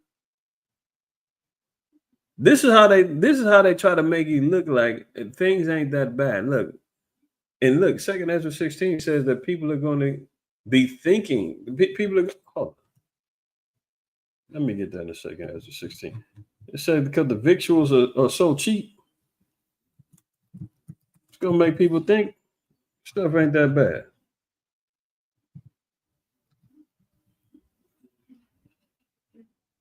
In the spirit, look at this. Oops, my bad.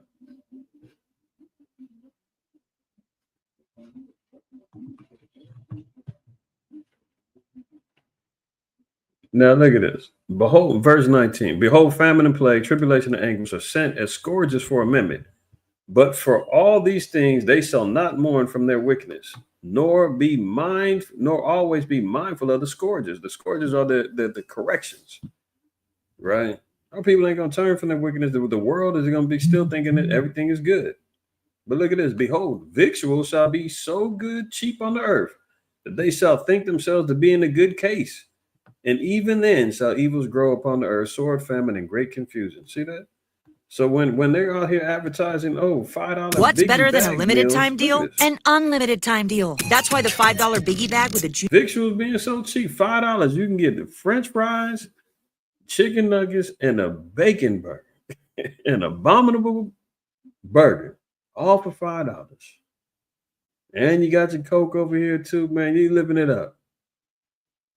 What recession? What economic turmoil? What tariffs? Well, I'm over here eating a biggie bag, man. I got the bacon cheeseburger, nuggets in the fry. And I'm probably gonna die pretty soon from the damn madnesses in the ingredients, but hey, I was eating. This is how they play the games, man. And this is why people are gonna say, well, poor what? My EBT card is still swiping. I'm still able to eat.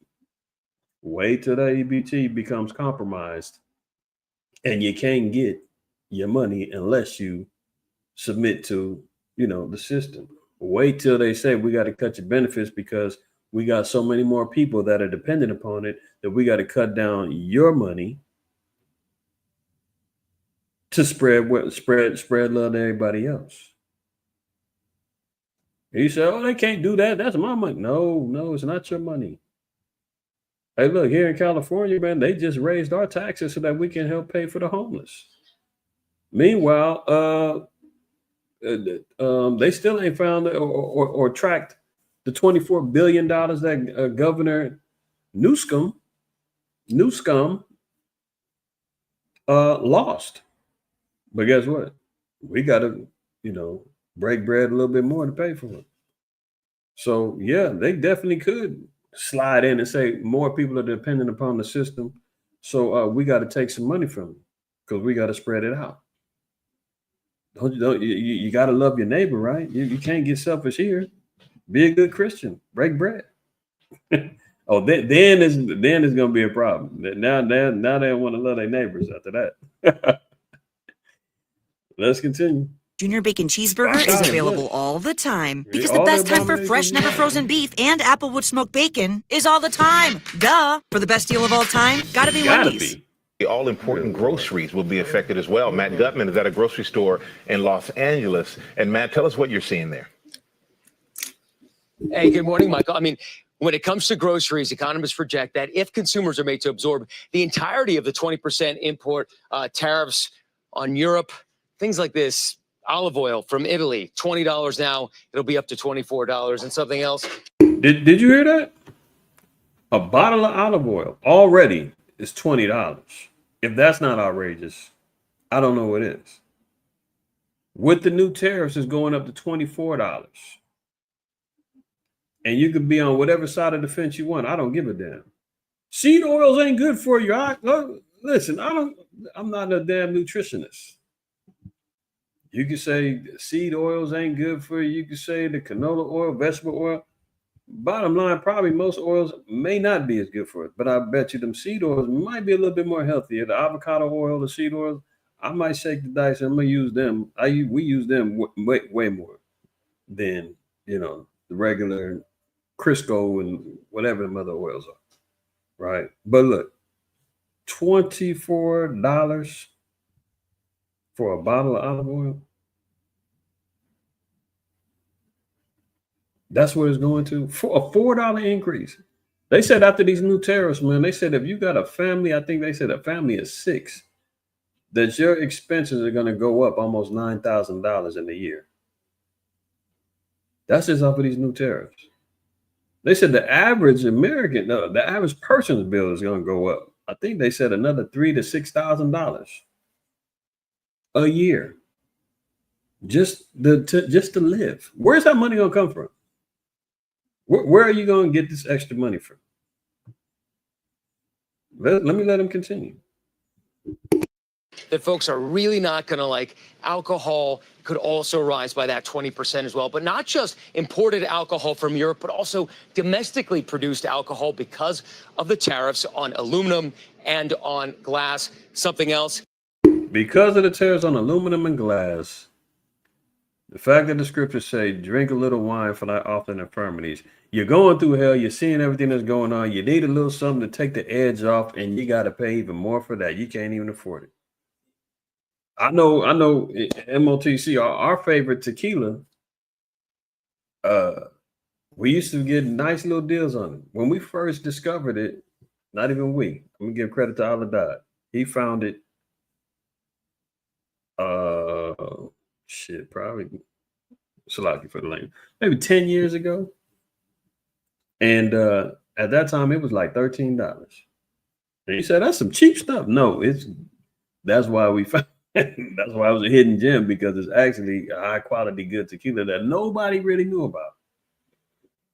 Do you know that now it is, we used to be able to get decent deals on it. Now it's $25 a bottle. That's at our regular stores in the hood. Now, if you go into higher up end areas, it's $28. I've seen it in stores in the 30s. That's just one little thing, right? So everything is going to go up. seafood. The USDA says about 80% of seafood consumption in the U.S. comes from high tariff countries, India, Indonesia, China, Canada, Vietnam. So that could rise. But there are a couple of bright spots. Look at that. So for my pescatarian peoples out there, fish going up. Everything, let alone, okay, so we got the tariffs that we're going to deal with increased prices on all these particular goods. Let alone, California just went up on their taxes. It's getting out of control. Out of control. Continue. Folks here at the subsidy market say that meat, poultry, eggs, dairy, they're likely not going to change much. Also, take a look at this produce display here. And despite the tariffs on Mexico and Canada, the folks here at markets like this don't expect produce to rise much more than a couple of percent. Another bright spot, inventory. Managers. Now he's saying bright spots as if these things are affordable now. How long have we been complaining about the cost of groceries and food? It's already been some years that we're talking about. So he's saying, oh, that's the bright spots is some of these produce and stuff like that might not go up or might go up a little bit. That's still going up. Stores like this say that their vendors say they have plenty of inventory that will likely last for months, and consumers won't start to feel the pinch for several months down the road. But economists say the folks that will start to feel the pinch the soonest are low-income families, Robin. They will be the ones. Did you hear that? The people who's going to feel it the most are low-income families. And guess who that's talking to? Blacks, Hispanics, Native Americans, Israel. We're going to get the brunt of the problems because you know what? The well-to-do off heathens and Esau and all that, they ain't tripping about this stuff. They'll be able to, continually afford it. They may not like it, but I'm telling, I've seen some Mercedes and all them in parking lots of Dollar Trees and all that other stuff that you probably wouldn't have seen them elsewhere. Man. I'm seeing, the heathen coming to the grocery stores where Jake's is at. You're like, what are you doing here? Oh, you can't afford that Whole Foods and Trader Joe's and Gelson's and all that no more, huh? Oh, you got to come over here with you got to come over here with us? Okay. Let me read that one more time. Families, Robin. They will be the ones, but thank to feel the pinch the soonest are low-income families, Robin. They will be the ones, but thank you for pointing out the bright spots because we're really searching for those. Thanks, Matt. Yeah, searching for bright spots. That lets you know, man, America's in a dark place right now, and many of us are going to be seeing the repercussions of the judgment of America. That's why the Lord said, hey, you repent, you stay on the right side of him, you're going to see us through. But it's going to go down. The all important. Let's look at this. This is the payback. The nation's saying we're fighting back. President Donald Trump's new reciprocal tariffs against more than 60 countries sent markets tumbling this morning in Asia. Economists say that the move will likely drive up prices on imported goods like electronics, car, wines, and even clothing here in the U.S. Top European Union officials are calling them a major blow to the global economy, too. CBS News' Jared Hill has more on the president's announcement and the worldwide reaction. So this shows you how America runs the world.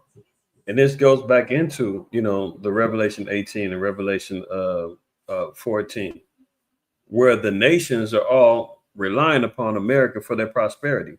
So if America goes back and lays down these heavy tariffs and whatnot, the rest of the world is going to feel it economically. They said Japan's stocks and economy dipped heavily because of these tariffs. So the nations now, this is what's going to get the nations upset with America and hating the whore, as it says in Revelation 17 and 16. So these particular tariffs are causing global economic meltdowns, not just America. The world is facing this stuff off right now, and the nations are getting upset about it. So they're trying to fight back. Action. Today, countries around the world are threatening to retaliate after President Donald Trump laid out his long-awaited tariffs. It's our declaration of economic independence. The plan, a 10% tax on nearly all goods brought into the U.S. starting April 5th, on April 9th, additional reciprocal tariffs on more than 60 countries President Trump dubbed the worst offenders, likely meaning Americans pay higher prices for electronics, clothing, construction equipment. Canada and Mexico are exempt, instead facing tariffs linked to fighting the flow of undocumented immigrants and illegal drugs. All of this as the president's 25% tariffs on foreign cars and auto parts kicked in overnight. If you want your tariff rate to be zero, then you build your product right here in America. Impacted.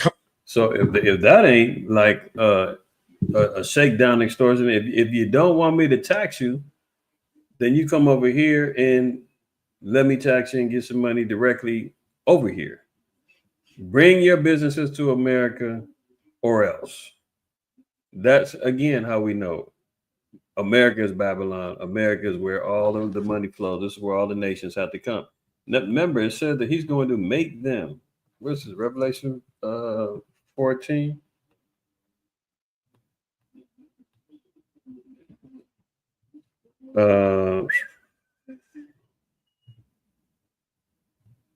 Let me see, where is that at?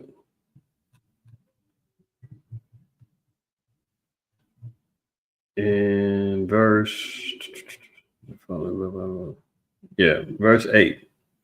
It says, and there followed another angel saying, Babylon is fallen, that great city, because she made all the nations drink of the wine of the wrath of her fornication. This isn't a negotiation. He's making these nations bow down or face the consequences.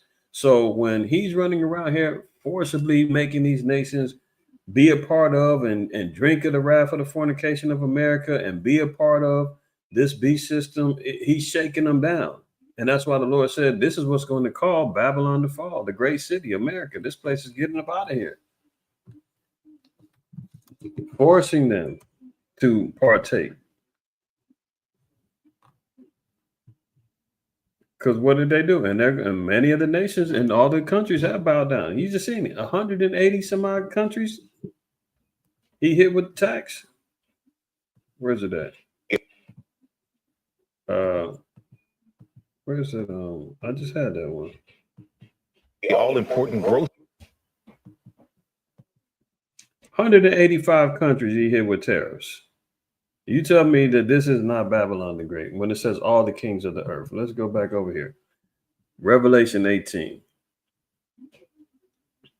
Verse 9. And the kings of the earth. You got 185 particular countries and kingdoms that are subjected to America that he can lay heavy tax tariffs on, that he made them drink the wine of the wrath of the fornication. And guess what? Then it says what? And the kings of the earth who have committed fornication and lived deliciously with their, you accepted the wrath of the wine of the fornication, you drank, you made money, you had your own particular tariffs, you were living well off of America. They all are going to face the judgment. Live deliciously with her, shall bewail her and lament for her when they shall see the smoke of her burning. So when America faces its judgment, the bombs hit, the destruction hits, they're going to see the smoke of her burning. They're going to say, oh goodness. We used to have a good deal with them. We was making a lot of money. We all part of the business all deals. important. Now they're seeing what it's like. Kiss FM's Wango Tango, presented by Fiji Airways. Saturday, May 10th. Huntington City Beach. Doja Cat. Gwen Stefani. Meghan Trainor. David Guetta. And more. President Donald Trump's new reciprocal tariffs against more than 60 countries sent markets tumbling this morning in Asia. Economists say that the move will likely drive up prices on imported goods like electronics, car, wines, and even clothing here in the U.S. Top European Union. So some people may say, well, okay, big deal. I'm not going to buy no electronics. I'm not going to get the car. I'm not going to buy no clothes. Good luck with that. You never know how life may put you in a situation that you need one of the above. Even if you don't need any of those things, the chips that they need for the cars, the technologies, the building material, you're seeing a lot of the things are based upon construction. Is going to be affected. The food imports, that's just affecting the things that's coming from the Asian markets. Remember, she said it rocked the Asian markets. So yeah, if you're just talking about cars, if you're talking about electronics, that may, have a impact on what you consume or what you don't. But the main thing is food, clothing, shelter. Those are all going to be affected by these tariffs. Union officials are calling them a major blow to the global economy, too. CBS News' Jared Hill has more on the president's announcement and the worldwide reaction. Today, countries around the world are threatening to retaliate after President Donald Trump laid out his long-awaited tariffs. It's our declaration of economic independence. The plan, a 10% tax on nearly all goods brought into the U.S. starting April 5th. On April 9th, additional reciprocal tariffs on more than 60 countries President Trump dubbed the worst offenders, likely meaning Americans pay higher prices for electronics, clothing, construction equipment. Canada and Mexico are exempt, instead facing tariffs linked to fighting the flow of undocumented immigrants and illegal drugs. All of this as the president's 25% tariffs on foreign cars and auto parts kicked in overnight. If you want your tariff rate to be zero, then you build your product right here in America. Impacted countries are calling on the U.S. to reconsider. We're now preparing for further countermeasures. On Capitol Hill, criticism from both sides. These tariffs are a disaster for the average American family. I don't think it's going to be good for us politically, but it's not good for the country either. Kentucky's Rand Paul, one of 4 Senate Republicans to join Democrats in backing a long-shot bill to undo tariffs against Canada. Jared Hill, CBS News. Well, there you go. Look, Treasury Secretary Bessent tells countries not to retaliate after sweeping Liberation Day tariffs. If you've seen this on the video, they put the quote down here. This is how America, man, shakes down these nations, man, and has them under their thumb. They asked him about these tariffs, and remember, we just got to see in the video that nations are now looking to retaliate through their own tariffs, like increasing the taxes again on America. All these tariffs, man, is going to destroy everything. You're just talking about taxing each other to death, and guess who ends up having to pay these taxes out? The people, right? So it's going to be making it pretty much unaffordable in a lot of areas and a lot of things. Treasury Secretary Scott Bessent offered a 3-word reply on Wednesday to countries looking to respond to the United States' broad tariffs. Quote, do not retaliate. So he's telling them, don't even think about retaliation, man. Just take it. Take it and deal with it. Drop down and says, among some of the notable tariffs are 34% on China, 20% on the EU, 24% on Japan, and 32% on Taiwan. Now, this 34% is in addition to, they already have a 20% tariff on China. So anything coming from China now has got a 54% tariff tax. Anything coming from China. That's why everybody got them iPhones, Apple, all that. Oh, yeah. iPhone 17, you might as well forget about trying to pay, what are they doing? Financing them things. All that stuff is finna go up like crazy. China got a 54% tax tariff on it. 20% of anything coming from Europe, 24% Japan, 32% Taiwan, right? And this is what he said. My advice to every country right now is do not retaliate. Sit back, take it in. Can you imagine the boldness of the so-called white man? He said, my advice, I'm about to tax the hell out of you. I'm about to shake you down. I'm getting ready to blackmail you. I'm not even blackmail you. I'm getting ready to extort you and tell you, if you don't like it this way, then you might as well come on over here and set up shop and build in America. Don't retaliate. Sit back and take it. That's a quote. Let's see how it goes. Let's see how you like the feeling. No Vaseline. America is wild. Because if you retaliate, there will be escalation. Did you hear that? So any nation, anybody that tries to come up against America, you try to retaliate. You don't like how this feels. You want Vaseline? No. He says you're just going to take it.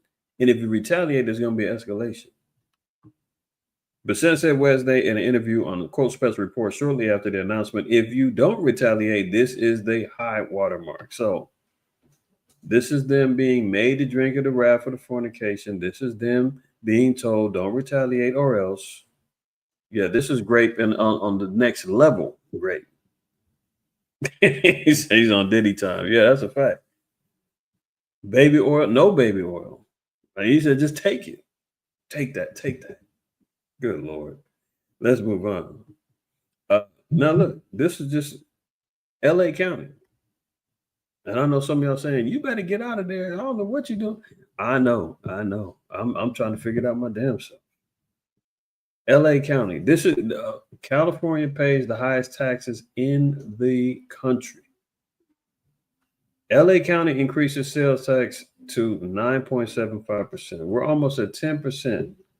Long Beach is at 10.5%. Antelope Valley is at 11.25%. They're paying in sales tax. Riverside, Orange County, Ventura County, right? LA is at 9.75%. So on everything we pay, there's an extra 9.75% tax. Highest in the damn country, man. It's unbelievable. He's in Arizona. Wait, now. I feel you. Oh my goodness. It's getting bad out here, man. Not even getting, it's been bad, but they raising it up, right? So look, layoff announcements to surge to the most. And they said now part of it, they said this is all to help the homeless. You had $24 billion, you didn't track it and deal with it, you quote unquote lost it. Where's that money at, man? No, digging more in our pocket. Now we got the tariffs kicking in. It's gonna be even worse. Even worse. Layoff announcements surged to the most since the pandemic as Musk's those slices of federal labor force. So they're going through laying off. They just started laying off the IRS right at tax time. A lot of these federal agencies, man, getting laid off. And they're talking about, Doge done did his job. You know, Musk is talking about Trump talking about they might have to sit him down and tell Doge back down. So they're talking about getting rid of this Doge committee, and Elon's getting ready to go, right off into the sunset after the damage has been done. That's a possibility. They've been floating around. But yeah, man, layoffs is kicking in. A lot of federal forces getting put to the unemployment line. Now look at this poll. Expectations versus now. Trump's policies are making you financially. This is the question. Are you better off, worse off, or the same? Expected in January, 42% of people said that they expected to be better off. Once Agent Orange sat in that White House seat, they thought he was going to deliver on all the promises. 42% said, yes, we're going to be better off financially. Now, as of March 28th, 23% of people say they're going to be better off. How many people said that they're worse off? 28% expected to be worse in January. Now that's up to 42%. So everybody, the dream is over with.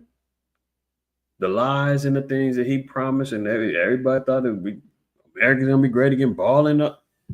The confidence of the MAGA hats and everybody else now is dwindling. People now are seeing, we're worse off. America's going down the same path as been on the slow Biden and the rest of them, and even worse. 30% of people figured it was going to be the same. Nothing's going to change as of January. Now it's up to 35% people are seeing that it's actually the same thing all over again. Imagine that. Now look at this. Hands off. Protests against Trump and Musk are planned across the U.S. Remember 2 Ezra, the 9th chapter, it said that there's going to be uproars of the people and earthquakes in the earth. They said there's going to be 1,200 demonstrations by more than 150 groups, including civil rights organizations, labor unions, the LGBTQ plus HIV advocates, they out, veterans and election activists. The protests are planned for the National Mall in Washington, D.C., state capitals, and other locations in all 50 states. 1,200 protests are being planned. This is America being divided, Satan casting out Satan, protests, uproars amongst the people. This is all prophetic now. He said, remember the California lottery was initially to help the education system. Exactly. And if we look at the demographics, I did the DSTM on this a couple years ago. couple years back, because there was a sister in Michigan. She had won the lottery, and something went down where they didn't want to pay her out. And I showed a couple articles too that they were talking about how the lottery plays on the inner city communities. You know, all the liquor stores, all of the places that sell the lottery tickets, man, they selling hope to our people, and they capitalizing off of us, hoping that we can, win this little lottery now. And you're right, the money was supposed to go to building the education system, and that wasn't the case. Yeah, Bayan, you heard about that. It was a sister, man, some years ago. She won the lottery, and they didn't want to pay her out. I couldn't remember what it was about. It was either, I think she got it in, I can't remember, but it was something that went down. But as long as you know what I'm talking about. That was a few years ago. But it was all, and then you start seeing, man, the lottery, man, plays off of our people, man. But this is where we're leading to. More protests, man, people, uproars, people is not happening. 1,200 demonstrations are planned throughout the states. Now, this is even more interesting. This is Mahmoud Khalil. This is a guy, University of Columbia activist. He was leading pro-Palestinian protests. They were saying that he was pro-terrorism and all this other stuff, right? So I covered him a couple of weeks back. They arrested him under immigration. This is the video of the arrest. Now, I want y'all to pay close attention to this particular arrest. And I'm going to point out a couple of things on why this is wild and dangerous. Today you and tomorrow you aren't the same person. And this is why. If you're tired of what Today You is doing, get an accounting fundamentals certificate from WGU School of Business and get a whole new Tomorrow You in just 6 months. Enroll today at WGU. Are suspicious of sedition. Anybody that's going up against. You're going to be under arrest. So turn around. Anybody that's committed to sedition. Anybody who's against America, so forth and so on, man. Rounding people up for the camps. This is how it's going to go down. Look at this. Arrest. So turn around. Okay, let's not. Okay, he's not resisting. He's giving me his phone, okay? He's not, I understand. He's not resisting. There's no use for this. Don't worry about it. You're going to have to come with us. Don't worry. I'm coming with you. Don't worry. Now, number one, what's something that y'all notice or can see by these quote unquote officers or officials? What are they missing? I'm gonna give y'all a hot second to try to figure it out. Just by observation alone, man. Some cats pop up on you, and they said, "We gotta arrest you. We're taking you in." Oh, Shalag, you right on point. There you go. All right, y'all on it. They got the little badges hanging around they necks, but plain clothes, no uniform, popping up talking about, we got to take you under arrest. Don't worry. You guys really don't need to be doing all of that. حبيبي كيف بدي اتصل فيك؟ Take Amy. Call Amy. Okay. Hi, Amy. Yeah, they just handcuffed him and took him. I don't know what to do.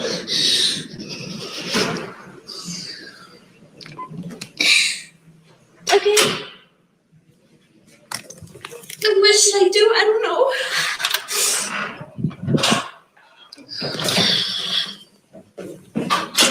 Nor.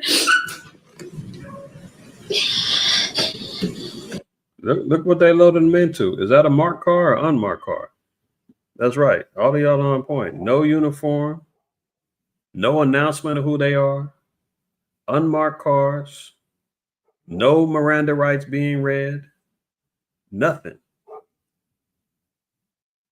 And this is how they're going to have these little shakedown, Gestapo type cops rolling through, immigration officers in the name of Babylon, scooping up anybody that they consider a dissident against the system and the beast. This is going to lead to Jake shooting back. You don't know who's who. It's just like, what's her name? Remember the sister down there in Louisiana? Why is her name? Breonna Taylor. They raided her house, wrong house. Stormed the house. Nobody knew what was what. Her husband jumps up. He shoots one of them. He gets shot in the process. She gets killed.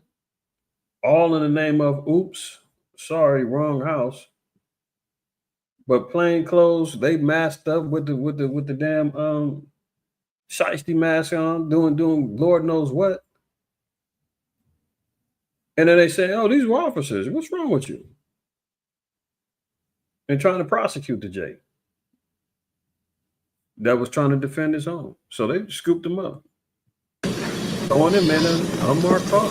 Let me ask. Can we get a name, please? Of can we get your name? I understand the lawyer is asking for your name. Over there. We don't give our name. The lawyer's asking. We don't give our names. We don't give our names. They don't have to identify themselves. He got the jacket zipped up, so you don't even see no badge on him. Throwing him in an unmarked car, saying we don't give names, ain't answering no questions. Asking for your name. He's saying they don't give their names. Oh yeah, that's right. He'll be taken to immigration custody at 26 Federal Plaza. I'm sorry. Can you repeat that? He'll be taken to immigration custody at 26 Federal Plaza. She said they're taking him to 26 Federal Plaza.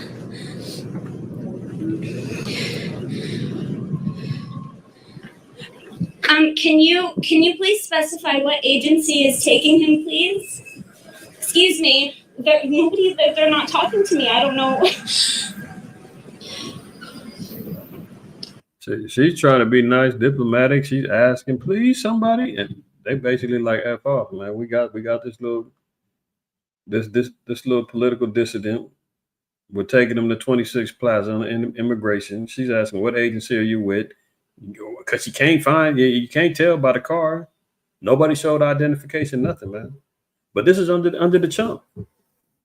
Remember, Trump said that he wanted to give immunity to all the immigration cops and cops in general. This is what the new system of policing is going to look like. And yeah, you're right, Catherine. If she didn't take the video, but even then, she didn't even get to put their faces on there. They had to blur their faces out. She don't even know, man. This whole system is rigged and foul as hell. But this is what it's going to be. Look at she left in the middle of the speech. She don't know what to Excuse me. The lawyer would like to speak to somebody. Oh my God, they're literally running away from me. That's the new Gestapo, man. That's the new thing, right? Remember, Trump said he wants immunity for all the cops, in particular those who are serving out these immigration warrants and running through. So they running like the Hatfields and McCoys, man, doing whatever they want to do. Now imagine if they roughed him up, man, broke him down, shot him, who knows what. She had nothing to go off of. I didn't know who these guys were. They had no marked car. I don't even know these guys were legitimate. They could have fake badges. Who knows? But this is where it's headed. Now look at it. U.S. bans government personnel in China from romantic or sexual relations with Chinese citizens. They're so concerned about spying and people getting, these cats living over there operating in China, telling them, man, you're banned from having any relations with Moab.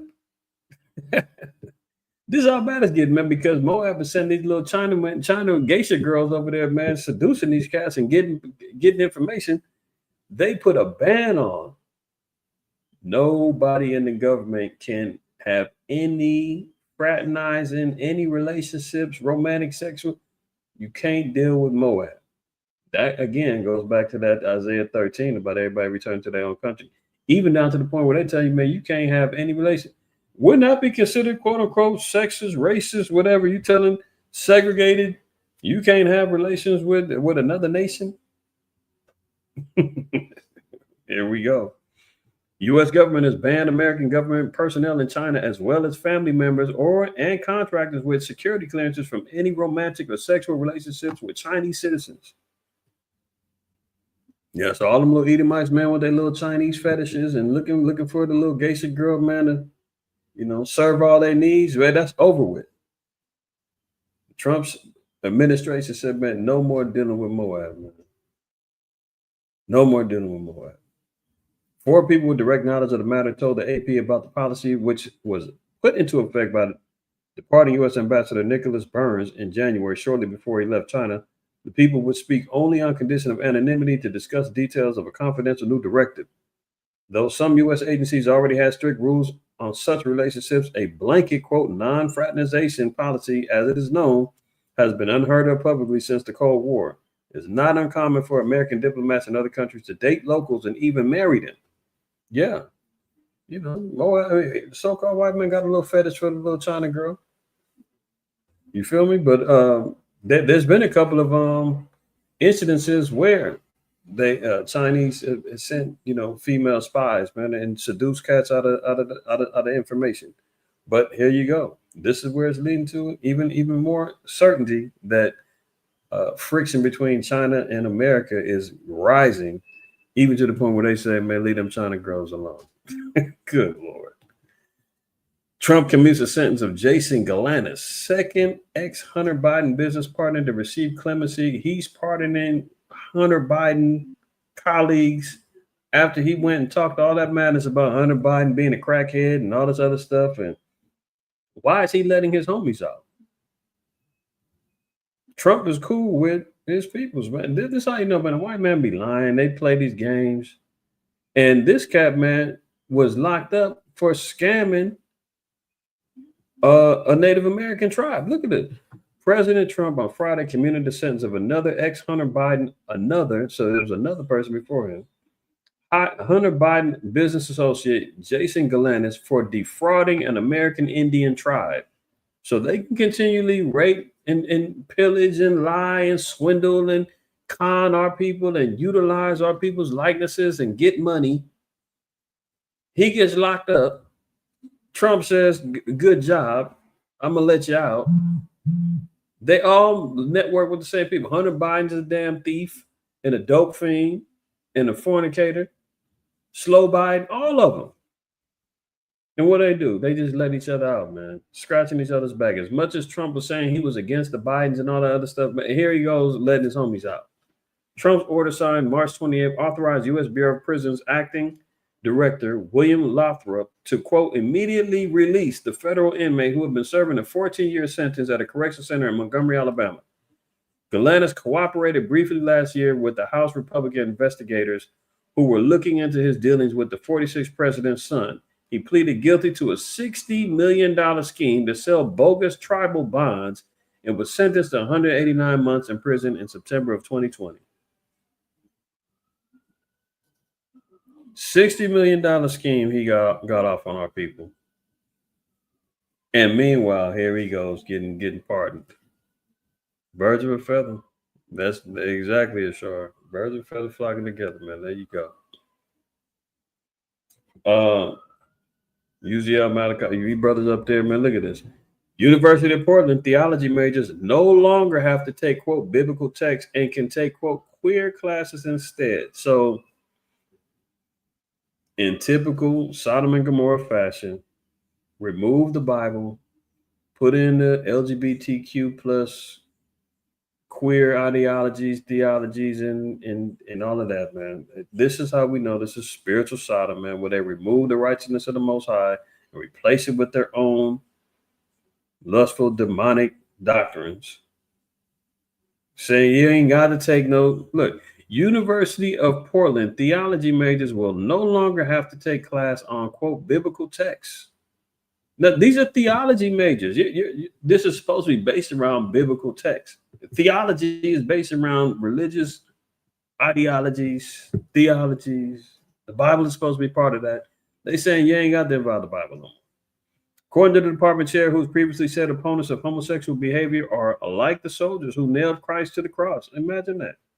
The departmental change will allow students, quote, more autonomy so they can take courses like, quote, queer theologies. Isn't that nice? The Catholic University. Hello? Who's running this? The Catholic University. This is another Jesuit-funded university Catholic University, run by the Congregation of the Holy Cross, also announced it will change the name of the department to the, quote, Theology and Religious Studies. The department changes drew criticism from a Catholic leader who spoke to the college fix. This course examines how biblical text and interpretation shape faith, theology, spiritualities, ethics, practices, identities, cultures, and social and political dynamics. A university description states it gives students tools to interpret and engage these ancient Jewish and Christian texts from the Mediterranean world in contemporary global context. Imagine that. So the Catholic Church is standing behind allowing the removal of biblical texts and implementing queer theologies as part of a theological major studies at the University of Portland. Go figure. I mean, but hey, it's par for the course, man. I mean, look at the legacy of the priesthood in the Catholic Church, man. So it makes sense. It makes sense. I don't know why I'm tripping. Let me move on. 11 states put on major storm warning with millions at risk, flash flooding. Remember that earlier this week? Nebraska, Kansas, Missouri, Oklahoma, North Texas, Tennessee. You know, many states got hit with these tornadoes, man. Flooding going on in many of these states. I mean, not only is America flooding in debt, but literally flooding. I mean, is that ironic or what? We sing Psalm 107. And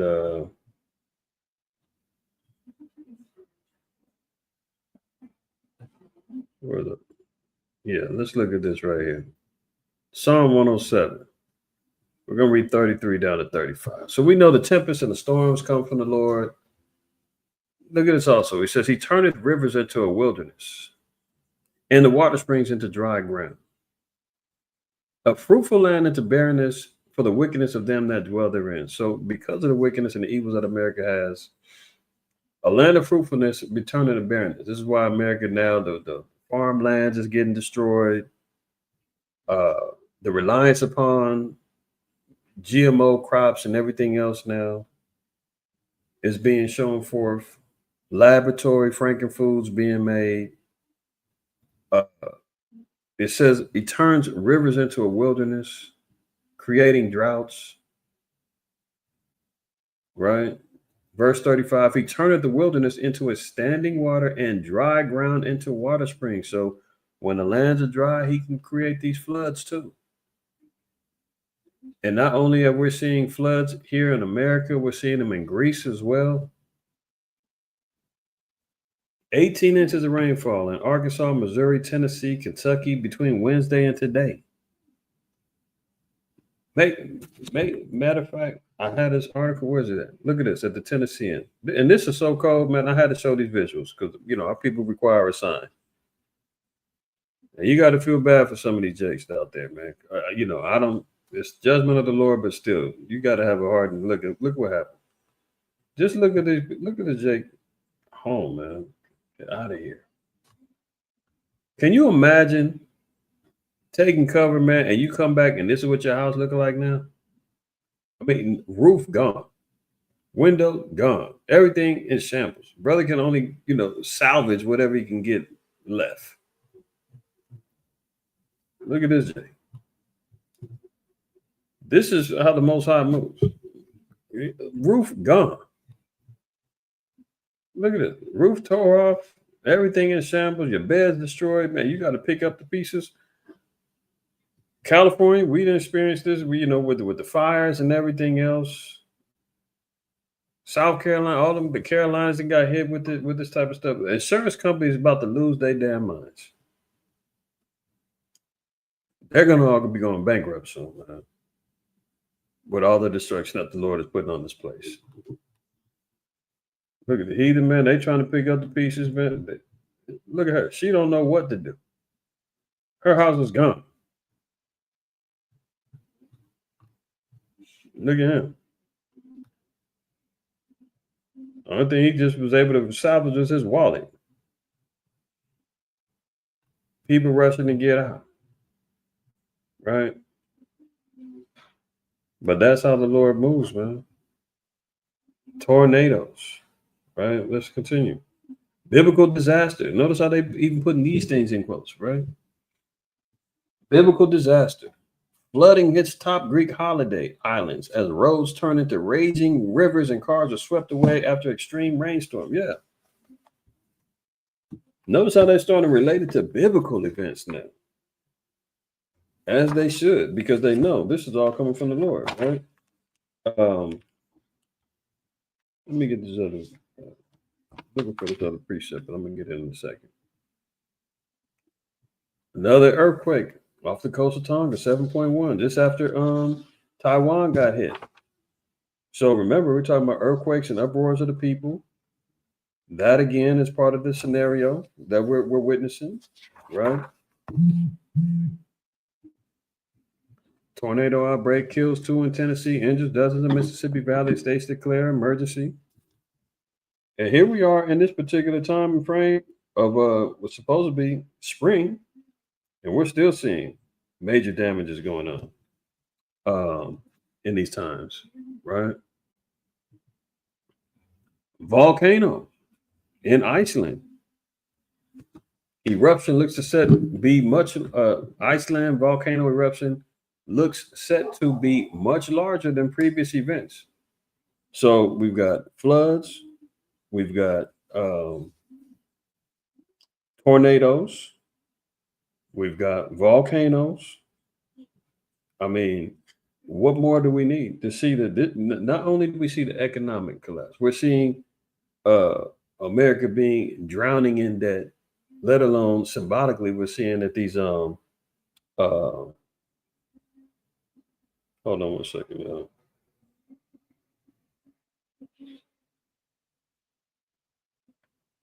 Not only are we seeing this symbolically being drowned out, right? Now we're seeing volcanic activity, and that even tells you in I believe it's in Isaiah 24. It tells you about the mountains turning into fire. I think it's Isaiah. Let me see real quick.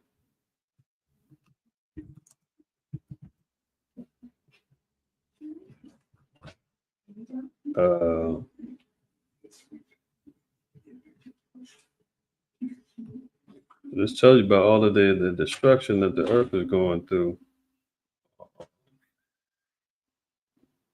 See the noise?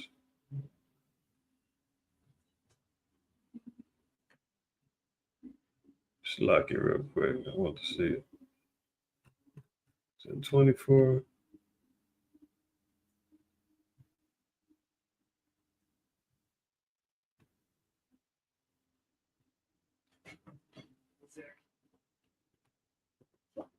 I thought it was in 24. I might be overlooking it. Give me 1 second. The city of confusion broke it down. On the streets, the city of the gates. Second knowledge, and grace.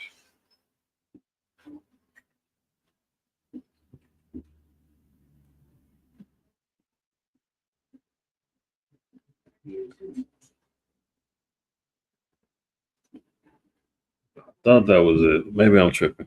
Maybe not 24. Yeah, I thought that was the one. I thought that was it. Dang.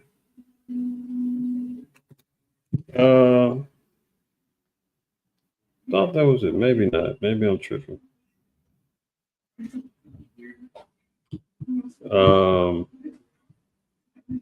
Could have sworn that was it, but maybe I'm tripping. It's like, y'all, I'm in my own head trying to figure this one out.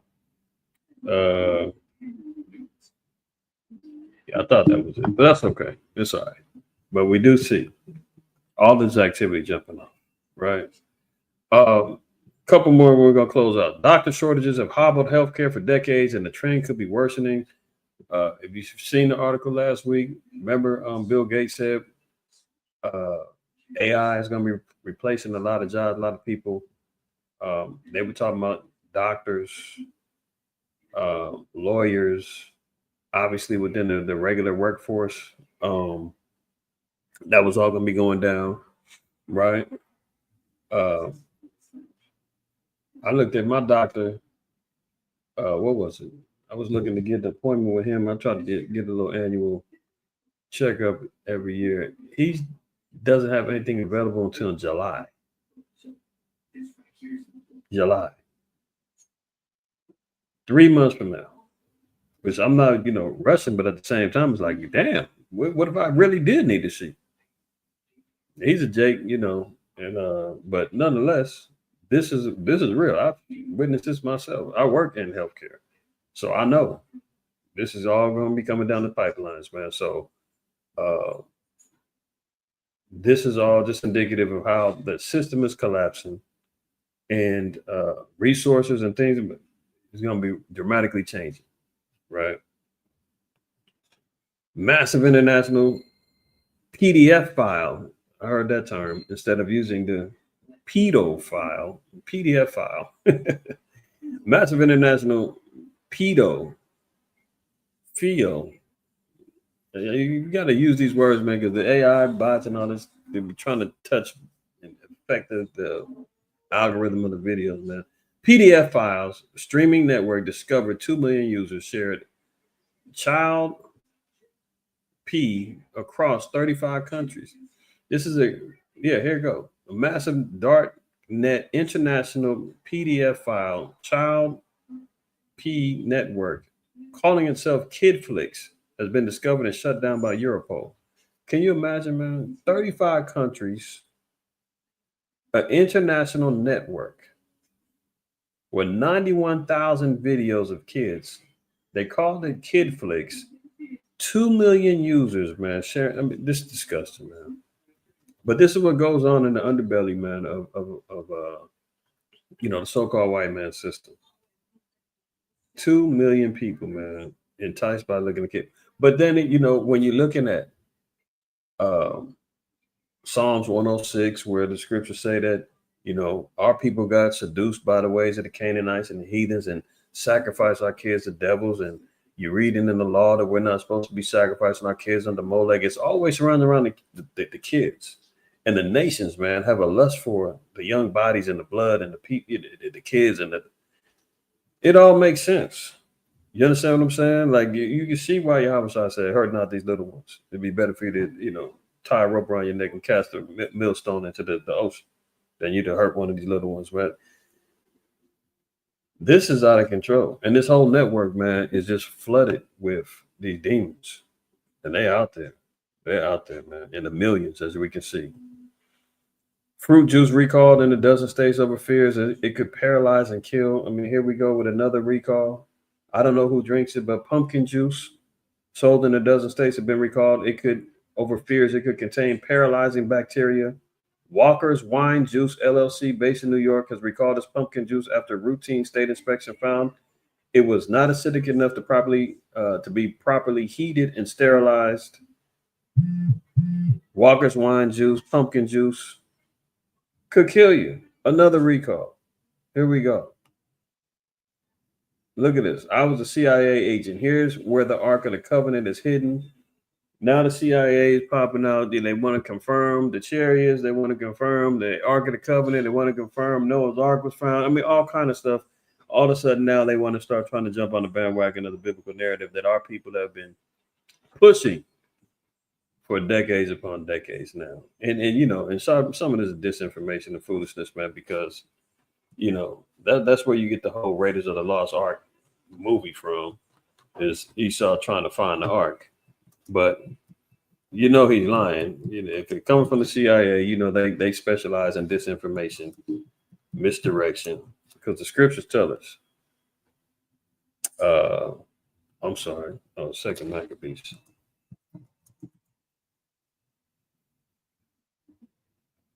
Second Maccabees chapter 2. We're going to read one down. It says, it is also found in the records that Jeremy, the prophet, commanded them that were carried away to take of the fire as it has been signified. It's talking about Jeremiah. Those of us being taken away into Babylon in captivity. It says, and how that the prophet, having given them the law, charged them not to forget the commandments of the Lord, and that they should not err in their minds when they see images of silver and gold with their ornaments. And with other such speeches exhorted he them that the law should not depart from their hearts. Verse 4. It was also contained in the same writing that the prophet, being warned of the Most High, commanded the tabernacle and the ark to go with him into the mountain, where Moses climbed up and saw the heritage of the Most High. Verse 5. And when Jeremy came hither, he found an hollow cave wherein he laid the tabernacle and the ark and the altar of incense, and so stopped the door. And some of those that followed him came to the mark the way, but they could not find it. So, the scriptures tell you that, and even in, I believe it's in Revelation, tell you that the ark is in the heavens. And it tells you that anybody that tried to find the ark was unable to find it. But here comes the CIA popping up talking about, hey, we found the ark, y'all. Listen to us. We know where it's at. No, I'd rather not, But just the fact that they're trying to get on a biblical wave and trying to follow and acknowledge anything biblical to try to, save face that, hey, guess what? The coming of the Lord and the Savior of the children of Israel is upon us. We might have to start acquiescing to this biblical narrative, man, and really start giving some credence to what they're talking about. We might have to do that. Yeah, you might have to, man. The time is of the essence. Right. Hold on. I can't see this chat. All right, there we go. All right. So legend has it that the Ark of the Covenant disappeared more than 1,500 years ago, but a former CIA spy claims to know exactly where the sacred chest is hidden. So we know he's lying because the scriptures tell us that nobody's able to find it. But he's a spy, he's CIA, but at the same time, I thought it was interesting that they're at least even talking about the Ark of the Covenant being in existence. Right. So that was a little fun fact to drop on you before we close out. Giving all praise, honor, and glory to the Most High while you're outside, man. Always remember, fear the Most High, keep the commandments, don't shoot the messenger, man. Lord willing, man, y'all have a blessed prep week, getting ready for this Passover, man. Let's see. The Lord Most High willing, we're going to be trying to stream the Passover on our channel as well. So get ready for a long night. Get ready for a long night, man. Y'all, last year we streamed the majority of the night. It was about a 5-hour stream, and we ended up having to turn it off. But nonetheless, it was a beautiful occasion. Want to have y'all in there with us digitally if possible. That it's an all-night affair. We didn't, the children of Israel, man, we didn't get up out of there until after midnight, and in the morning is when we made our trek out of Egypt. So that's what it is. So Lord willing, we're going to go live around 8:00 Pacific Standard Time. I know it's going to be probably 11 for some of y'all. If you're in other countries, it's going to be the next early morning. Your Passover might have already been engaged, but if you want to lock in with us, we'll be streaming live. Last year we had some technical issues where we couldn't stream it on our platform and BLW's platform, but I did upload it the next day. But this year we're gonna try to make sure we get them streaming on both. All right, so be prepared for that, man. Look forward to seeing y'all. All praise, honor, glory to the Most High while y'all outside, man. Y'all have a blessed Shabbat. I'm gonna close out there, man. Y'all be well. See y'all, Most High willing, next week. Shalom.